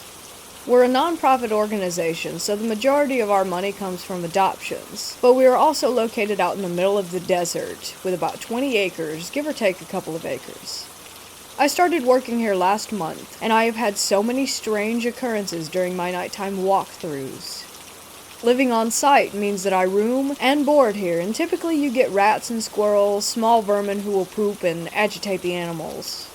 But last night, I was walking around with my flashlight, and one of the dogs who is very calm and chill, his name is Gizmo, he sort of protects me as I've had a raccoon attack last week and had to get a couple shots and some stitching. He comes with me for protection as he's a guard dog of sorts. He's a pit bull terrier. I was counting our dogs and double-checking everyone had gotten their meds, and the cages were locked.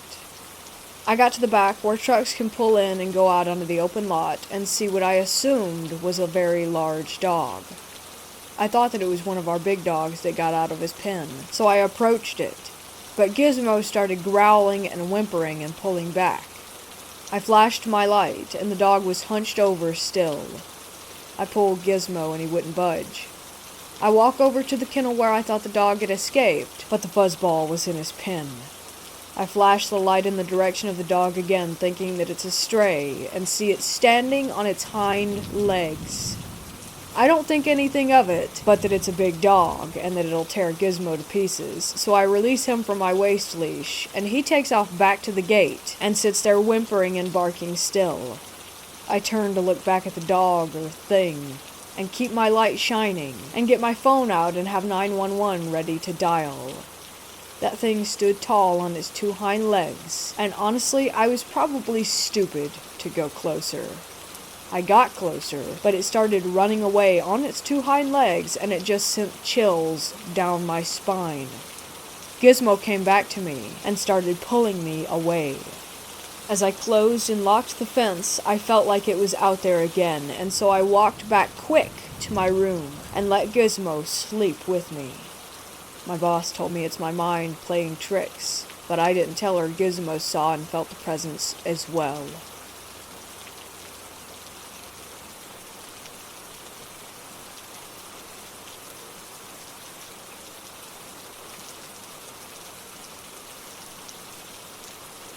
The first and only time I've ever seen a ghost, a dead person, a demon, whatever you want to call it, was exactly 1 year ago today.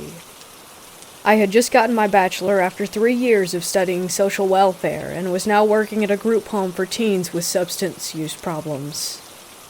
My workplace was in a big old house, which was almost scary quiet during the nighttime, and I often felt anxious being there.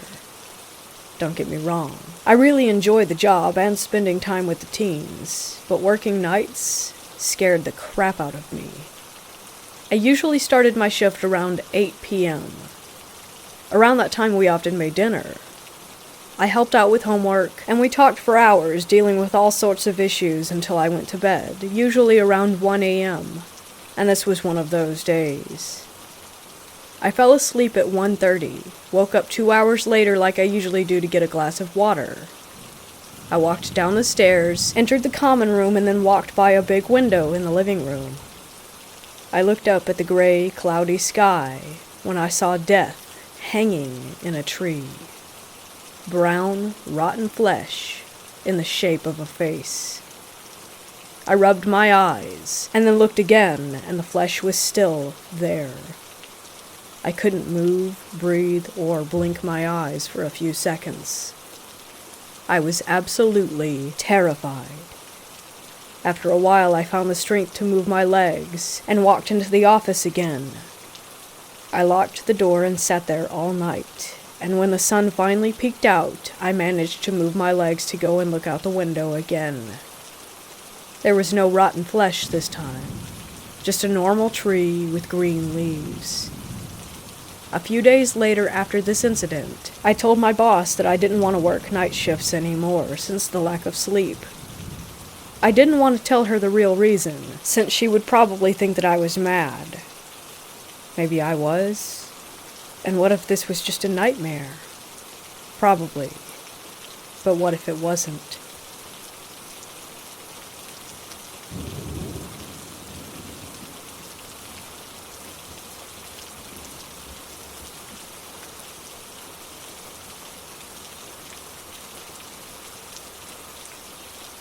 There are many stories from border crossers. Many people see ghosts and other things. I knew this one lady. She was a friend of my parents. She crossed to the desert to get to the U.S. She was with a group of people and the coyote led them. It was nighttime and the people rested. The coyote said to keep going because they'd lost a lot of time, so they got up and continued walking. Well, they came in front of this bushy-like place, and when you crossed, the tips of the branches caught your clothes. It was dark and hard to see, but they were in a line and followed each other.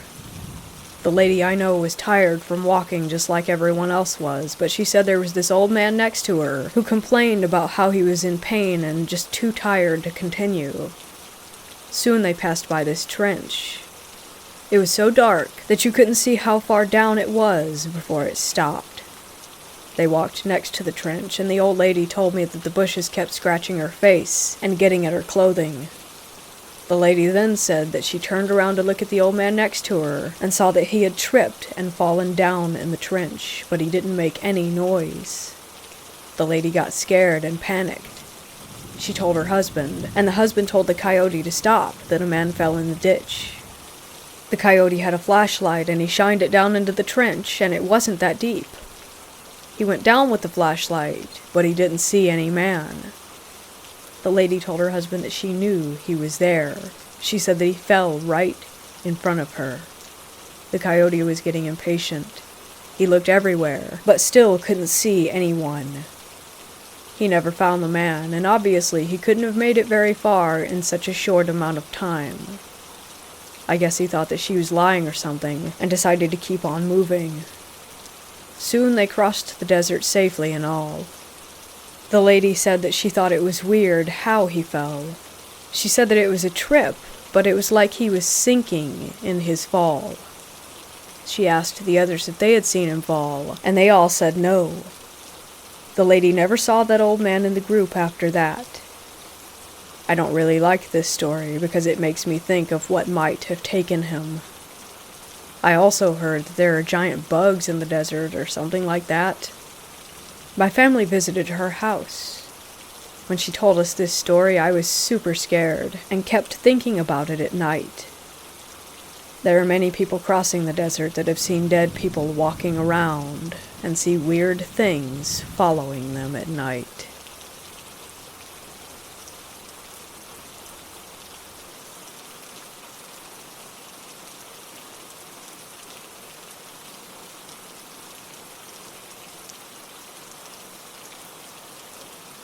I work in a hospital as a nurse. I was on a row of nights, which I dread. I ended up having 5 patients, 2 of which were under care for cancer. There are 2 events in here from 2 separate nights. 1.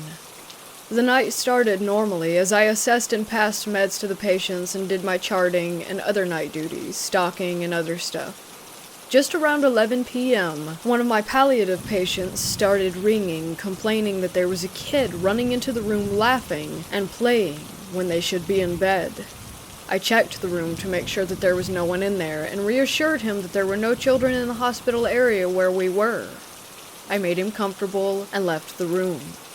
He rang again. I went back to the room to see what he rang for. Agitated, he said that he was just looking to rest comfortably and that people should keep their children under control and not let them jump on his bed playing and laughing. This time, I got the chills, but again, I reassured him that there were no children since it wasn't the pediatric ward. I told him that I would bring him a sleeping pill to help him fall asleep, but that I would be a few minutes. I start walking back toward the desk and medication room to grab the pill. A bell rang. I turned around and saw that the indicator above his door was flashing. Slightly annoyed, I walked back to his room. He was agitated in his bed again, and I asked him what was wrong. He again complained about the kid. He said he was just in there again. I leaned over the bed and calmly explained, "There are no children in this hospital. Look, you need to get some rest." He replied loudly, "He is standing right behind you." I stood up instantly and slowly turned around. Creeped out, I turned to face the patient, and before I could speak, he says, "He ran into the closet," referring to the lockers where patients can store items. I slowly opened the locker and saw that his jacket was swinging, but no one was in there. I turned and told him that there was no one. I rushed into the med room to give him that sleeping pill. 2. This will be a short one. I came out of one of my patients' rooms and was sanitizing my hands, but facing the wall. As I was rubbing my hands together, I noticed the shadow of someone walk out of the room next door, and then walk into the room across from it, as I turned to see. I went into the room where I had seen it go. I asked the patient, who wasn't one of mine, if anyone had come in there. She replied no, but with a shaky voice. I checked the room to make sure that there was indeed no one. I left that room and went into the room where it had came from. I looked around, but again, no one was in there. I checked the patient, who again was not assigned to me, and found that he had died. He was palliative. I walked out of the room immediately to inform the nurse who had the patient that he had died. She asked me to come with her to check the patient because she had been having creepy vibes every time she went in there. I agreed, and we went. She did the assessment where you listen for a full minute. When she was done, we heard knocking on the wall. She said, "See, it's creepy." I didn't think anything of it until she said, "We are on the 4th floor, and on the other side of that wall is the outside of the building." We quickly left the room. 4 of us came in there to shroud the body.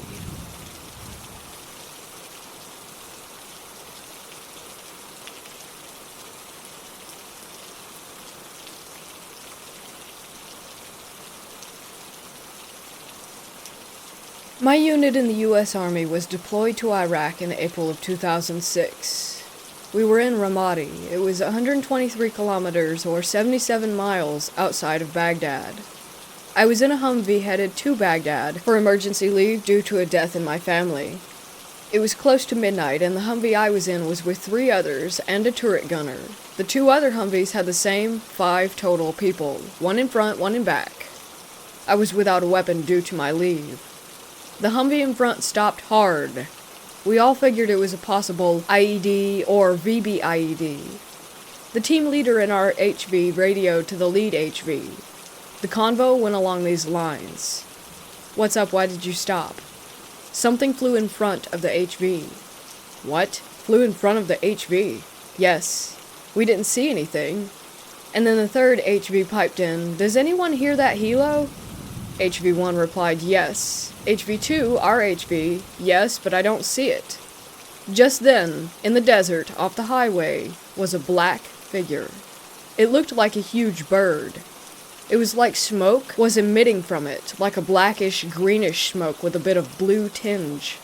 We all focused our eyes to the 2 troops with better night vision. They could see something but couldn't make out what it was, as the smoke was distorting the view. Within a second or two, a rock was thrown at one of the HVs. A big rock, like the size of someone's head. We all froze. Because of rules of engagement, we weren't allowed to just light it up. We used a spotlight, and in that light, something just flew straight up, and it was loud. And then we heard a loud screeching noise as well. Within a minute or two, it was over. We all sat there in a state of shock, curiosity, and panic. WTF was that? When we got to Baghdad, the translator that they were picking up to bring to the Marines that were with us said that it sounded like an Ifrit. The team leader said, "What?" He explained to us that it was a winged jinn. We were all a bit speechless. We chose not to disclose to our command the winged thing, as battle fatigue, now known as PTSD, was a career killer at this juncture. It's been 13 years since this happened, and I met my now husband in 2015, and he had also been deployed to Ramadi with my sister unit at the time, and he had went through this particular stretch of highway on his mid-deployment leave. He recounted a similar story to me. It was enough to stop me in my tracks. It was pretty close to mine, except that they didn't stop, they just boogied on through. Considering the time we were there was very deadly, including an aid station manned by soldiers that was ambushed and blown to bits. I was a medic, so death was my norm. I still can't wrap my mind around it, and now apparently the last 2 places I lived in, something has followed us.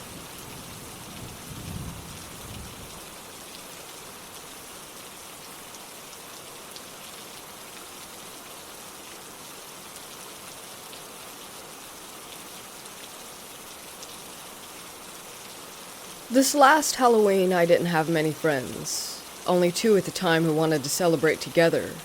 One eventually bailed, leaving me and my friend Rob to hang out alone. It was freezing, and I had to bike out to our usual rendezvous place, which was about equidistance from our houses. This place was a gas station adjacent to a very large field that was occasionally used for soccer games.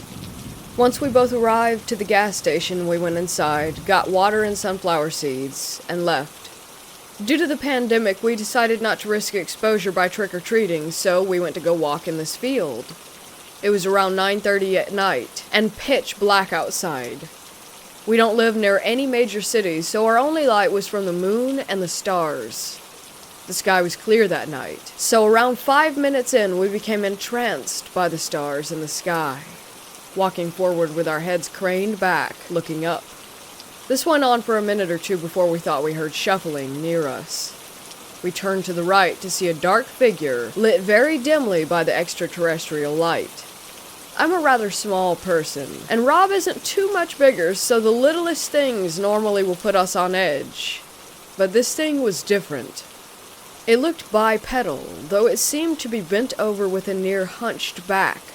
And there were protrusions from its head, either horns or ears. It was difficult to tell.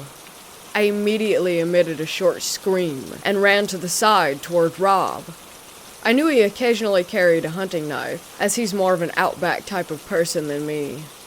The thing then bent down to walk on all 4s and started yipping strangely, like a small dog almost. My friend grabbed the back of my jacket and yanked me back and yelled at me to run. He then pulled out the hunting knife. The creature was pacing while still making strange noises.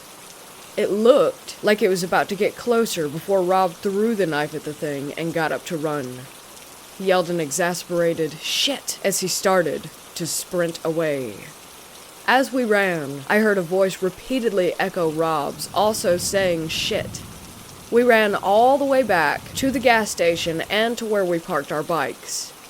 Wordlessly, we decided it was best to just go inside the brightly lit station and just wait for our nerves to calm down. We haven't been able to hang out since due to the virus, but I doubt that we will go walking in that field at night again.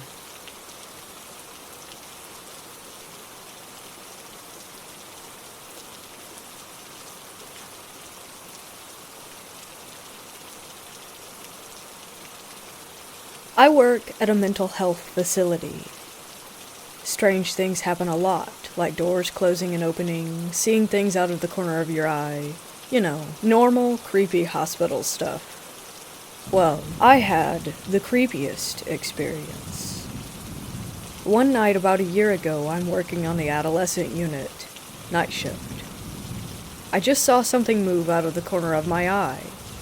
Then immediately afterward, this girl comes running out of her room screaming that the devil comes at 3:33.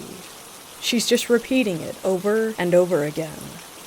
We get her some meds, and she goes back to sleep. The next night, it happens again. This time I look back at the clock, and it is in fact 3:33. They don't have clocks in their rooms, and they can't have watches, so there's no way that she knew what time that it was. We played back the camera, and she just went from dead asleep to balls to the wall. So this girl does this every single night for her entire stay, which was about 5 days. During that time, the quote-unquote creepy hospital stuff seemed to happen even more. Random door buzzers were going off, doors were opening and closing, lights were flickering. That creepy being watched, hair sticking up on your neck feeling was happening all the time. Every day she would say that she didn't remember getting up, and had no idea what we were talking about. About a week afterward, she got transferred to a long-term facility. I get called to receive a report for a patient that was being sent to us. I'm reading through the notes, and at the very end, quote-unquote, parents report patient repeatedly says that the devil comes at 3:33. I check the name to see if it's the same girl. It wasn't. I called the on-call physician, and he immediately declined the patient. To this day, all the staff have no idea what happened.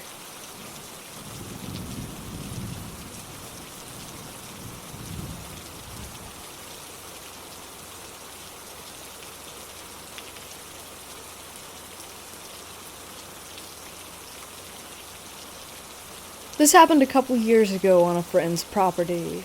His property line comes up to a heavily wooded area where strange stuff is heard at night. We were hanging out in a small shed out back. I had just introduced one of my childhood friends to this guy, and we were hanging out when we hear his pit bulls going crazy, barking and growling at the woods. Then, an extremely loud, high-pitched shrieking comes from the woods, which made my childhood friend jump. As soon as the shriek was heard, his pit bulls came running in, one of them hiding under my chair. A minute or two later, we see 3 sets of very large, opalescent eyes staring into the shed. We started hearing small, light shrieks as they moved closer to us. I could just barely make out a completely white, gray, bony form before my buddy tells us to cover our ears. As soon as I cover my ears, he pulls out an old revolver and fires 3 shots out the open door, chasing these things off. I looked over at my childhood friend, who just looks like he had a heart attack. My buddy puts the gun on the small table and tells me to take him home, which I gladly did. I've been back over there a few times, and every now and then I hear a shriek coming from the woods, accompanied by my buddy pulling back the hammer of his gun.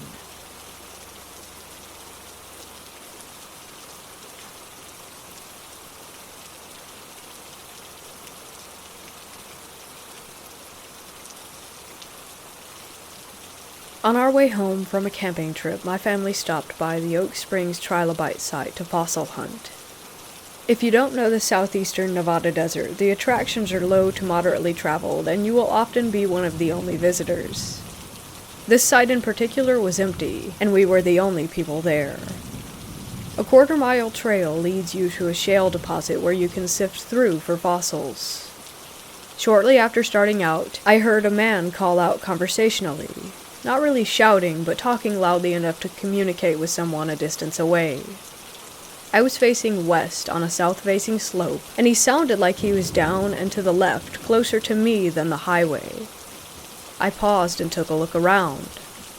There was no dust, or engine noises, or anything like that. No crunching of footsteps. Nothing.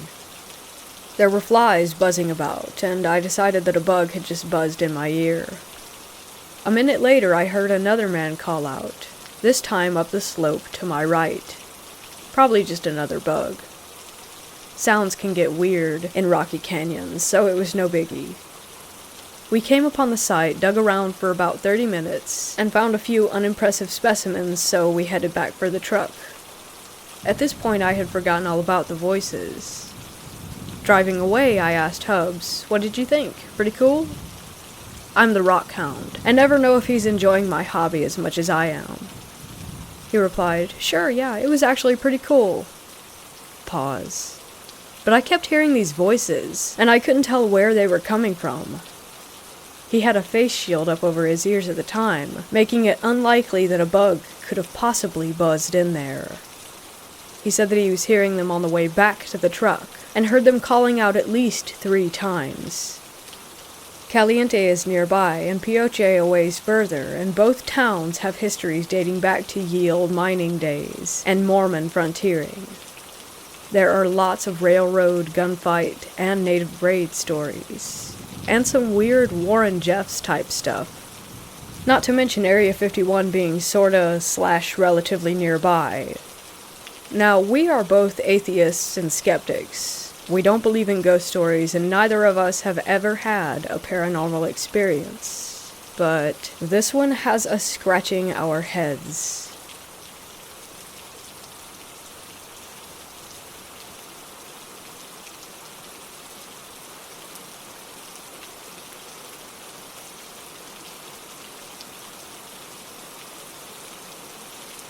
Among the many ghost stories told during lull periods of lengthy military exercises, the one that stood out the most in Singapore is probably that of the Third Door Charlie Company.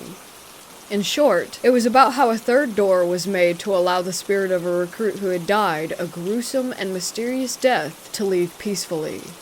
There was even a local movie made about the incident called 2359 that you can find on YouTube.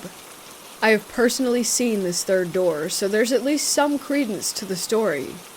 My story, however, happened many years later when the camp was largely unused. My company was planning to use the rifle range near the camp for our annual rifle proficiency test, which lasted several days.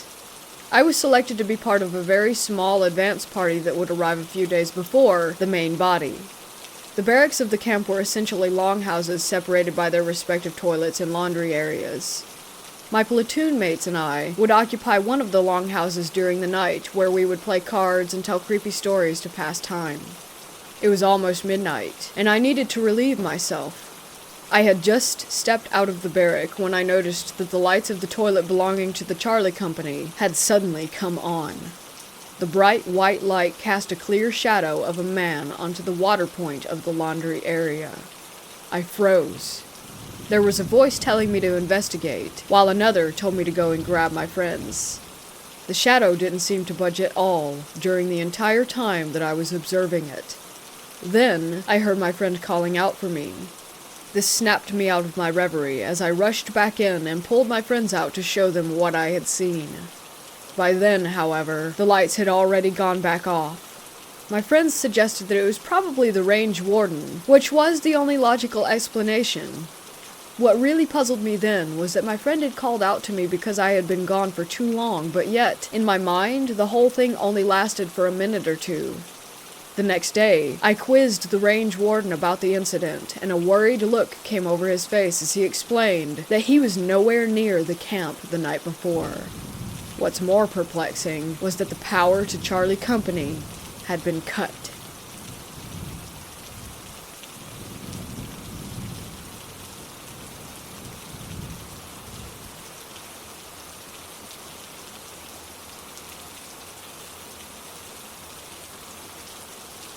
All this started when I was in middle school.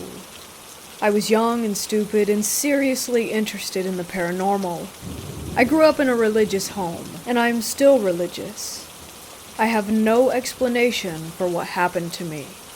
I started experimenting with the paranormal with my friends. We thought it would be really cool to use a Ouija board. At first, nothing seemed to happen, but then the board started to move. We asked all the normal, stupid questions like, "Who's there?" or "Is anyone here?" It moved really slow and steady. I was sure that my friend was messing with me. I got spooked, and we threw out the board. But that is not where this story ends. Moving forward, I started having really weird nightmares. I would consistently wake up at 3 a.m. or not be able to sleep at all. I was basically a zombie throughout my entire day. There was one time when I was at home alone on FaceTime when I heard my mom yell my name. I yelled back and didn't get a response. My friend then reminded me that I was home alone. I immediately checked my whole house and no one was there. She heard the voice too though, so it couldn't be explained. I continued hearing voices and knocks and was still unable to sleep. There was one time where I was in my room doing homework and someone pulled my hair so hard that my head actually yanked down. I got so spooked that I ran to my dad and told him what had happened. He obviously didn't really believe me. My brother started noticing weird things too, and that's when I got really uncomfortable. He and I were in my room, and I went to the bathroom. When I came out, his face was stone white. He claimed he saw a little girl run past my bedroom door. It couldn't have been me because I used the bathroom connected to my room. We don't have any other siblings. Another time I was on FaceTime again with a separate friend and I had my phone out in front of me when I walked into my bathroom. My friend asked, "What is that behind you?" And as soon as she said that, the lights shut off. I sprinted to my brother's room and of course nobody believed me again. The icing on the cake though was when I was asleep one night and I woke up suddenly. It was 3 a.m. again and I was completely paralyzed with fear. I couldn't move. All I could see was a hooded figure in all black staring at me from the corner of my room. I couldn't see its eyes. I just knew that it was looking at me. It began to float toward me and then pressed all of its weight on my chest. I couldn't talk or move. After silently crying for what felt like forever, I finally croaked out the word Jesus, and it fled from the room through my door. After that incident, I told my mom everything about the Ouija board and the experiences, and she finally believed me. She could see how scared that I truly was and knew that I couldn't be lying. She immediately got to work and blessed me and the house. I haven't had anything that terrifying happen to me since, and I no longer live in that home.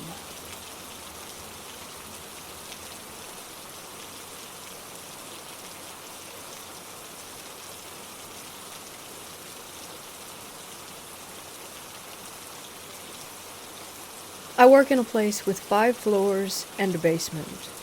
It used to be a house for nuns and priests. I have divided the story into small parts describing everything I've seen on each floor. I got called up for a night shift since a colleague called in sick. I've never done a night shift here, so I took up the opportunity to see what it was like. 4th floor. Doing your rounds isn't the creepiest thing at all. The creepiest thing is going down the stairs again. You will see a black figure walking the hallway. Just your average shadow, you know. Well, thing is, the lift sometimes randomly goes to that floor during the night, as if someone is calling it. 3rd floor. Doing your rounds gets a little weirder here, since it seems as though you aren't alone whilst on the floor. You will hear footsteps and see shadows on the wall walking past you. 2nd floor. Exactly the same as 3rd floor except for one painting. It has a woman in it that sometimes changes position or even completely disappears. 1st floor. You will sometimes hear the piano play a D note on the floor above you. Main floor. There is a black leather couch in the hallway where you will sometimes find a see-through man sitting with a cigar and newspaper. He smiles and disappears when you greet him. Basement. The helpful poltergeist resides here. This is the place where before my current company took up the building, the morgue was. There currently are our storage rooms, but the rooms aren't marked with what is in them. But that doesn't matter, because the night shift always gets knocks on the door to indicate where the item is.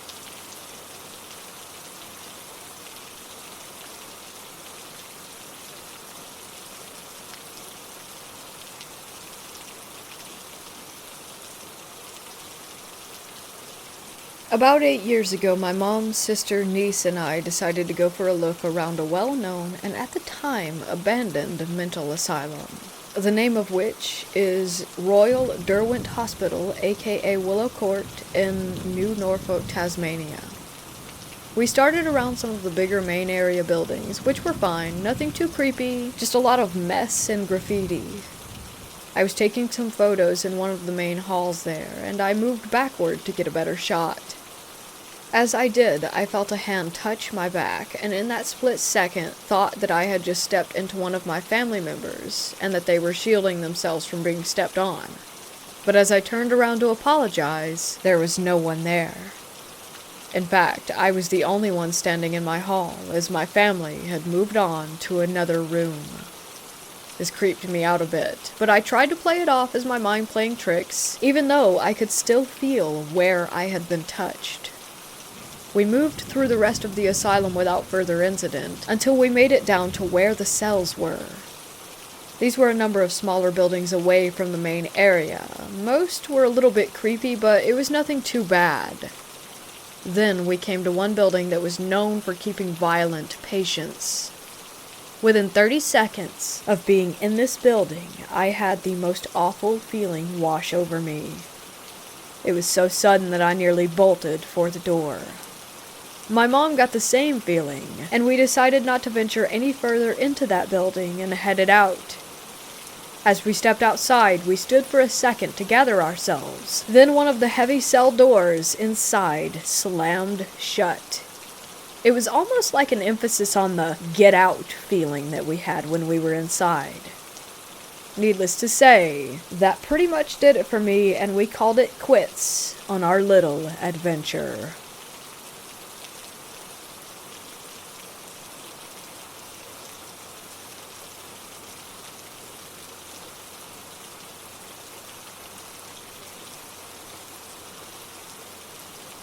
I work night shift on a unit at a nursing home. I hear and see a lot of weird things, but nothing much with meaning. Me and the other aide were walking down my hall to go check on a fall risk resident when we got in front of the door to an empty room that stays locked. The resident had moved home and no one had been in there since mid-October. I heard 3 distinct knocks coming from inside the room on the door as soon as we walked by. I froze and turned around, and without speaking looked at my friend, waiting for her to say if she had heard it as well, and when she did, I was frozen in fear, knowing that I was not alone in hearing things. Lots of little extra things have also happened. Me and another aide walked by a room when we got bad vibes. It was cracked open an inch, and the door slammed shut suddenly, so hard that it shook the floor. Right next to the room with the knocks, we had a resident pass away. Again, me and an aide walked by. The door was closed and locked, and the handle started jiggling hard and fast. Another time, me and an aide heard snarling growls coming from the dining room all night. The same night when the knocks occurred. There were also instances of running faucets in the residents' bathrooms. In the basement, anywhere that I went, had a resident complaining of water running all night.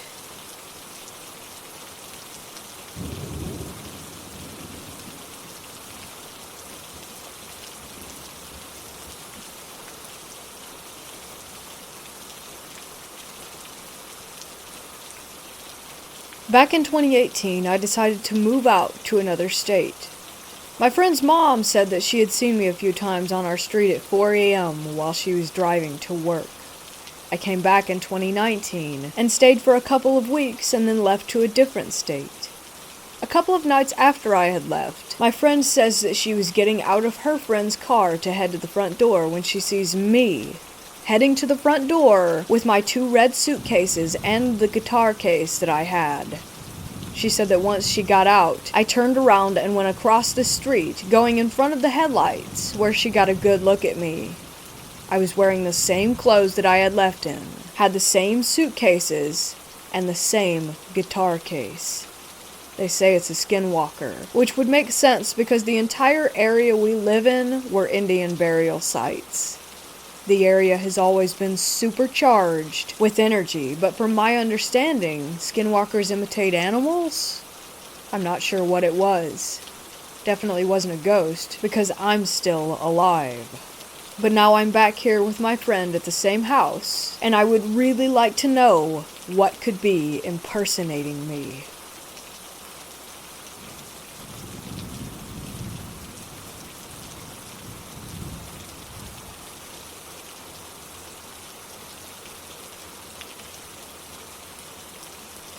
I've always been pretty sensitive, and so have quite a few people in my family. I've seen dark figures, recorded a few voices, but nothing too major before this story. It was my senior year of high school, and I had been going through a period of what some may like to call paranormal investigating with my friends.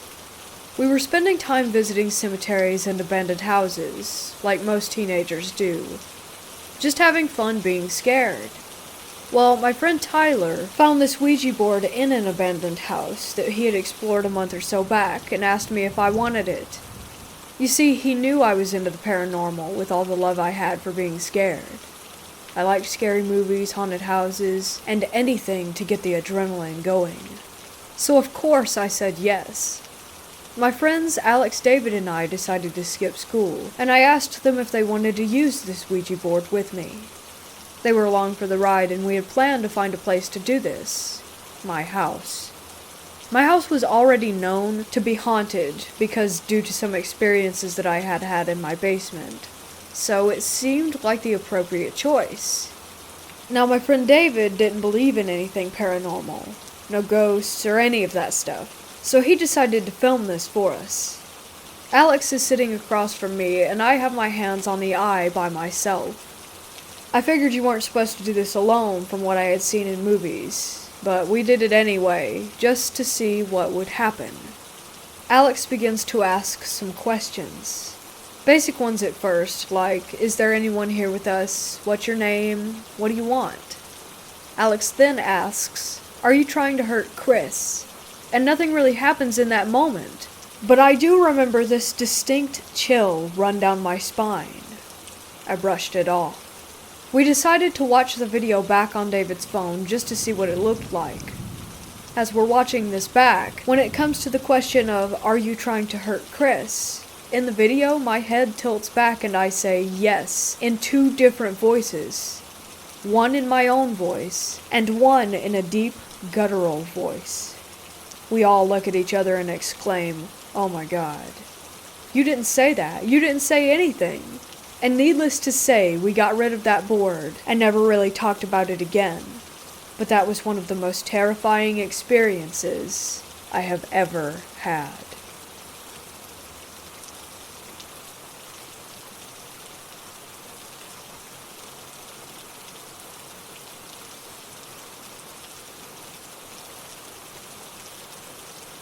We have an abandoned asylum just outside of our village, and me and a friend decided to go take a look.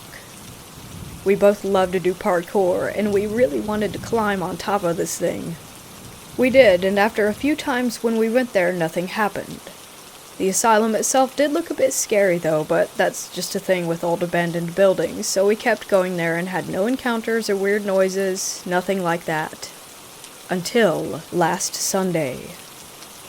We parked our bikes next to the building and walked around it to the back, where we would most of the time climb up. So after a couple of hours, we climbed back down and started to walk back to our bikes.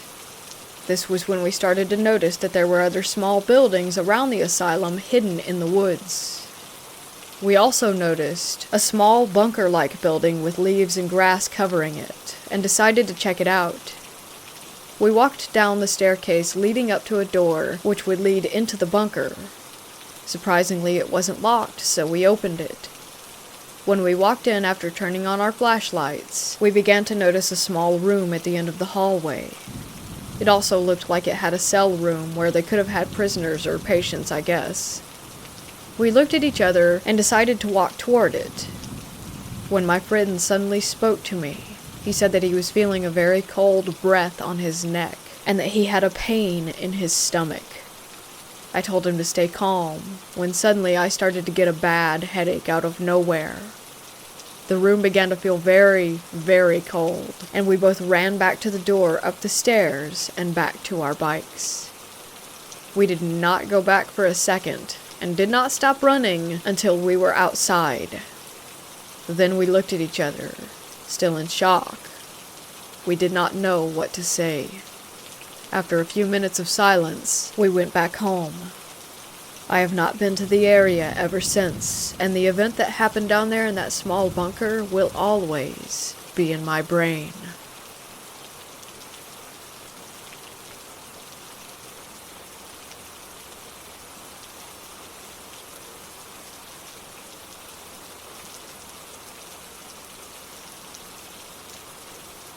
My wife is a travel nurse, and we've been living here in Gallup, New Mexico for about 3 months now. We actually only have a week left here, and I'm glad. From the first day we arrived, we felt like something was off. We thought maybe it was just being in a new place, though we haven't felt that way in our previous locations, and maybe because the desert is so radically different from what we're used to. Just a little bit about Gallup. The demographic here is a majority Navajo with some Zuni and Hopi people as well. Gallup is landlocked by these 3 reservations, and the nearest city is Albuquerque, which is about 2 hours away. Now, despite what I just mentioned, being a non-native here in Gallup is not a big deal at all. There's no radical tension issues that we've experienced during our stay. In fact, we've really liked the people we've met here. Yet there is a burning feeling inside of me, like I shouldn't be here, and that we need to leave. And my wife told me that she feels the same thing. As for psychics and feeling negative energy and all that stuff, I personally think it's probably just a bunch of hooey. That's not what I'm saying here. This is more like an instinct that we need to leave and not renew the contract here. And it is only in Gallup. We stayed in Ruidoso a few years ago and loved it there. We have traveled to many places surrounding Gallup and felt fine, but as soon as we came home from the trips, there was that feeling of something being not right.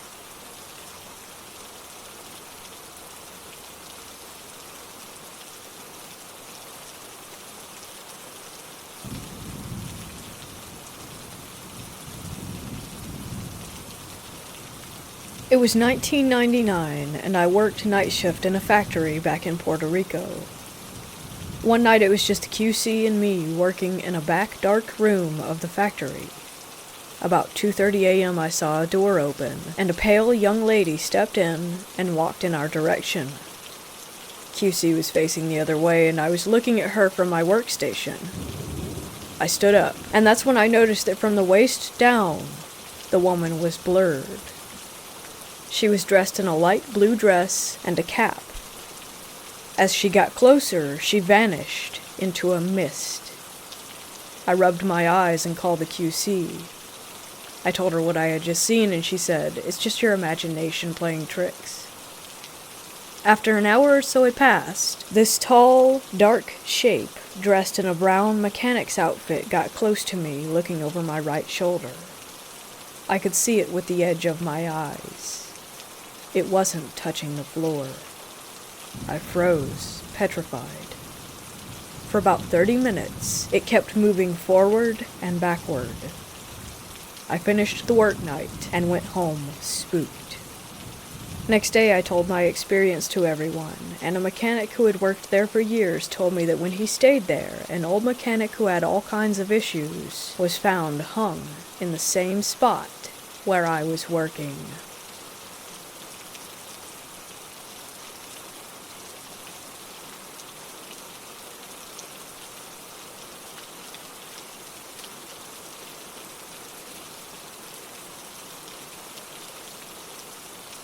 I'm in the Navy, and I currently work on a base which encompasses an island called San Clemente Island. The island itself is mostly deserted and is untouched. But on the north side of the island is a town, for lack of better words, where the Navy and contractors live. One night I was headed down to relieve a coworker from watch. As I'm driving down the road, which is mostly pitch black, I see a figure in the street in my headlights. Naturally, I slam the brakes. I begin cussing up a storm because some idiot is walking in the middle of the road at night. Shortly after, however, I noticed that it isn't a person, but more of a solid shadow. You could make out no features on it, but it had mass and was human-shaped. It was in the middle of the road and sort of stomping, almost like a weird dance. Then suddenly, it was just gone. It didn't fade away, didn't do anything dramatic, just disappeared. I freaked out and told a lot of my coworkers who didn't believe me. We never saw it again. I have heard some stories of people on the island having doors in their work areas open and stuff moving around on its own, but no stories anything similar to mine.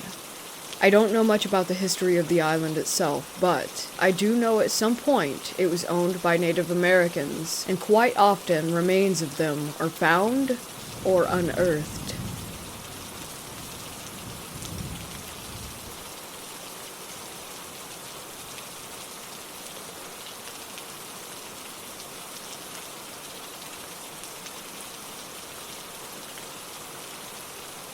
I was making rounds in the dark hall of the nursing home, mostly to help out with incontinence and bathroom breaks.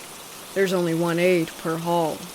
I went into the room of two ladies. One was sound asleep, the other was awake. She had some slight dementia. The curtains are attached to the ceiling for privacy, much like a hospital. I went into her side of the curtains, leaving a small gap open, and told her that I was there to help her. She said, "Okay, but can you please close the curtains all the way? I don't want him to see us." I immediately got goosebumps and asked, "Who?" And she said, "The man right there with the hat." And I followed her pointed finger to the small gap in the curtain that I had left open. I could see that there was a mirror, and in the reflection of that mirror, an empty chair facing us. I immediately closed the curtain and was slightly nervous for the rest of my shift.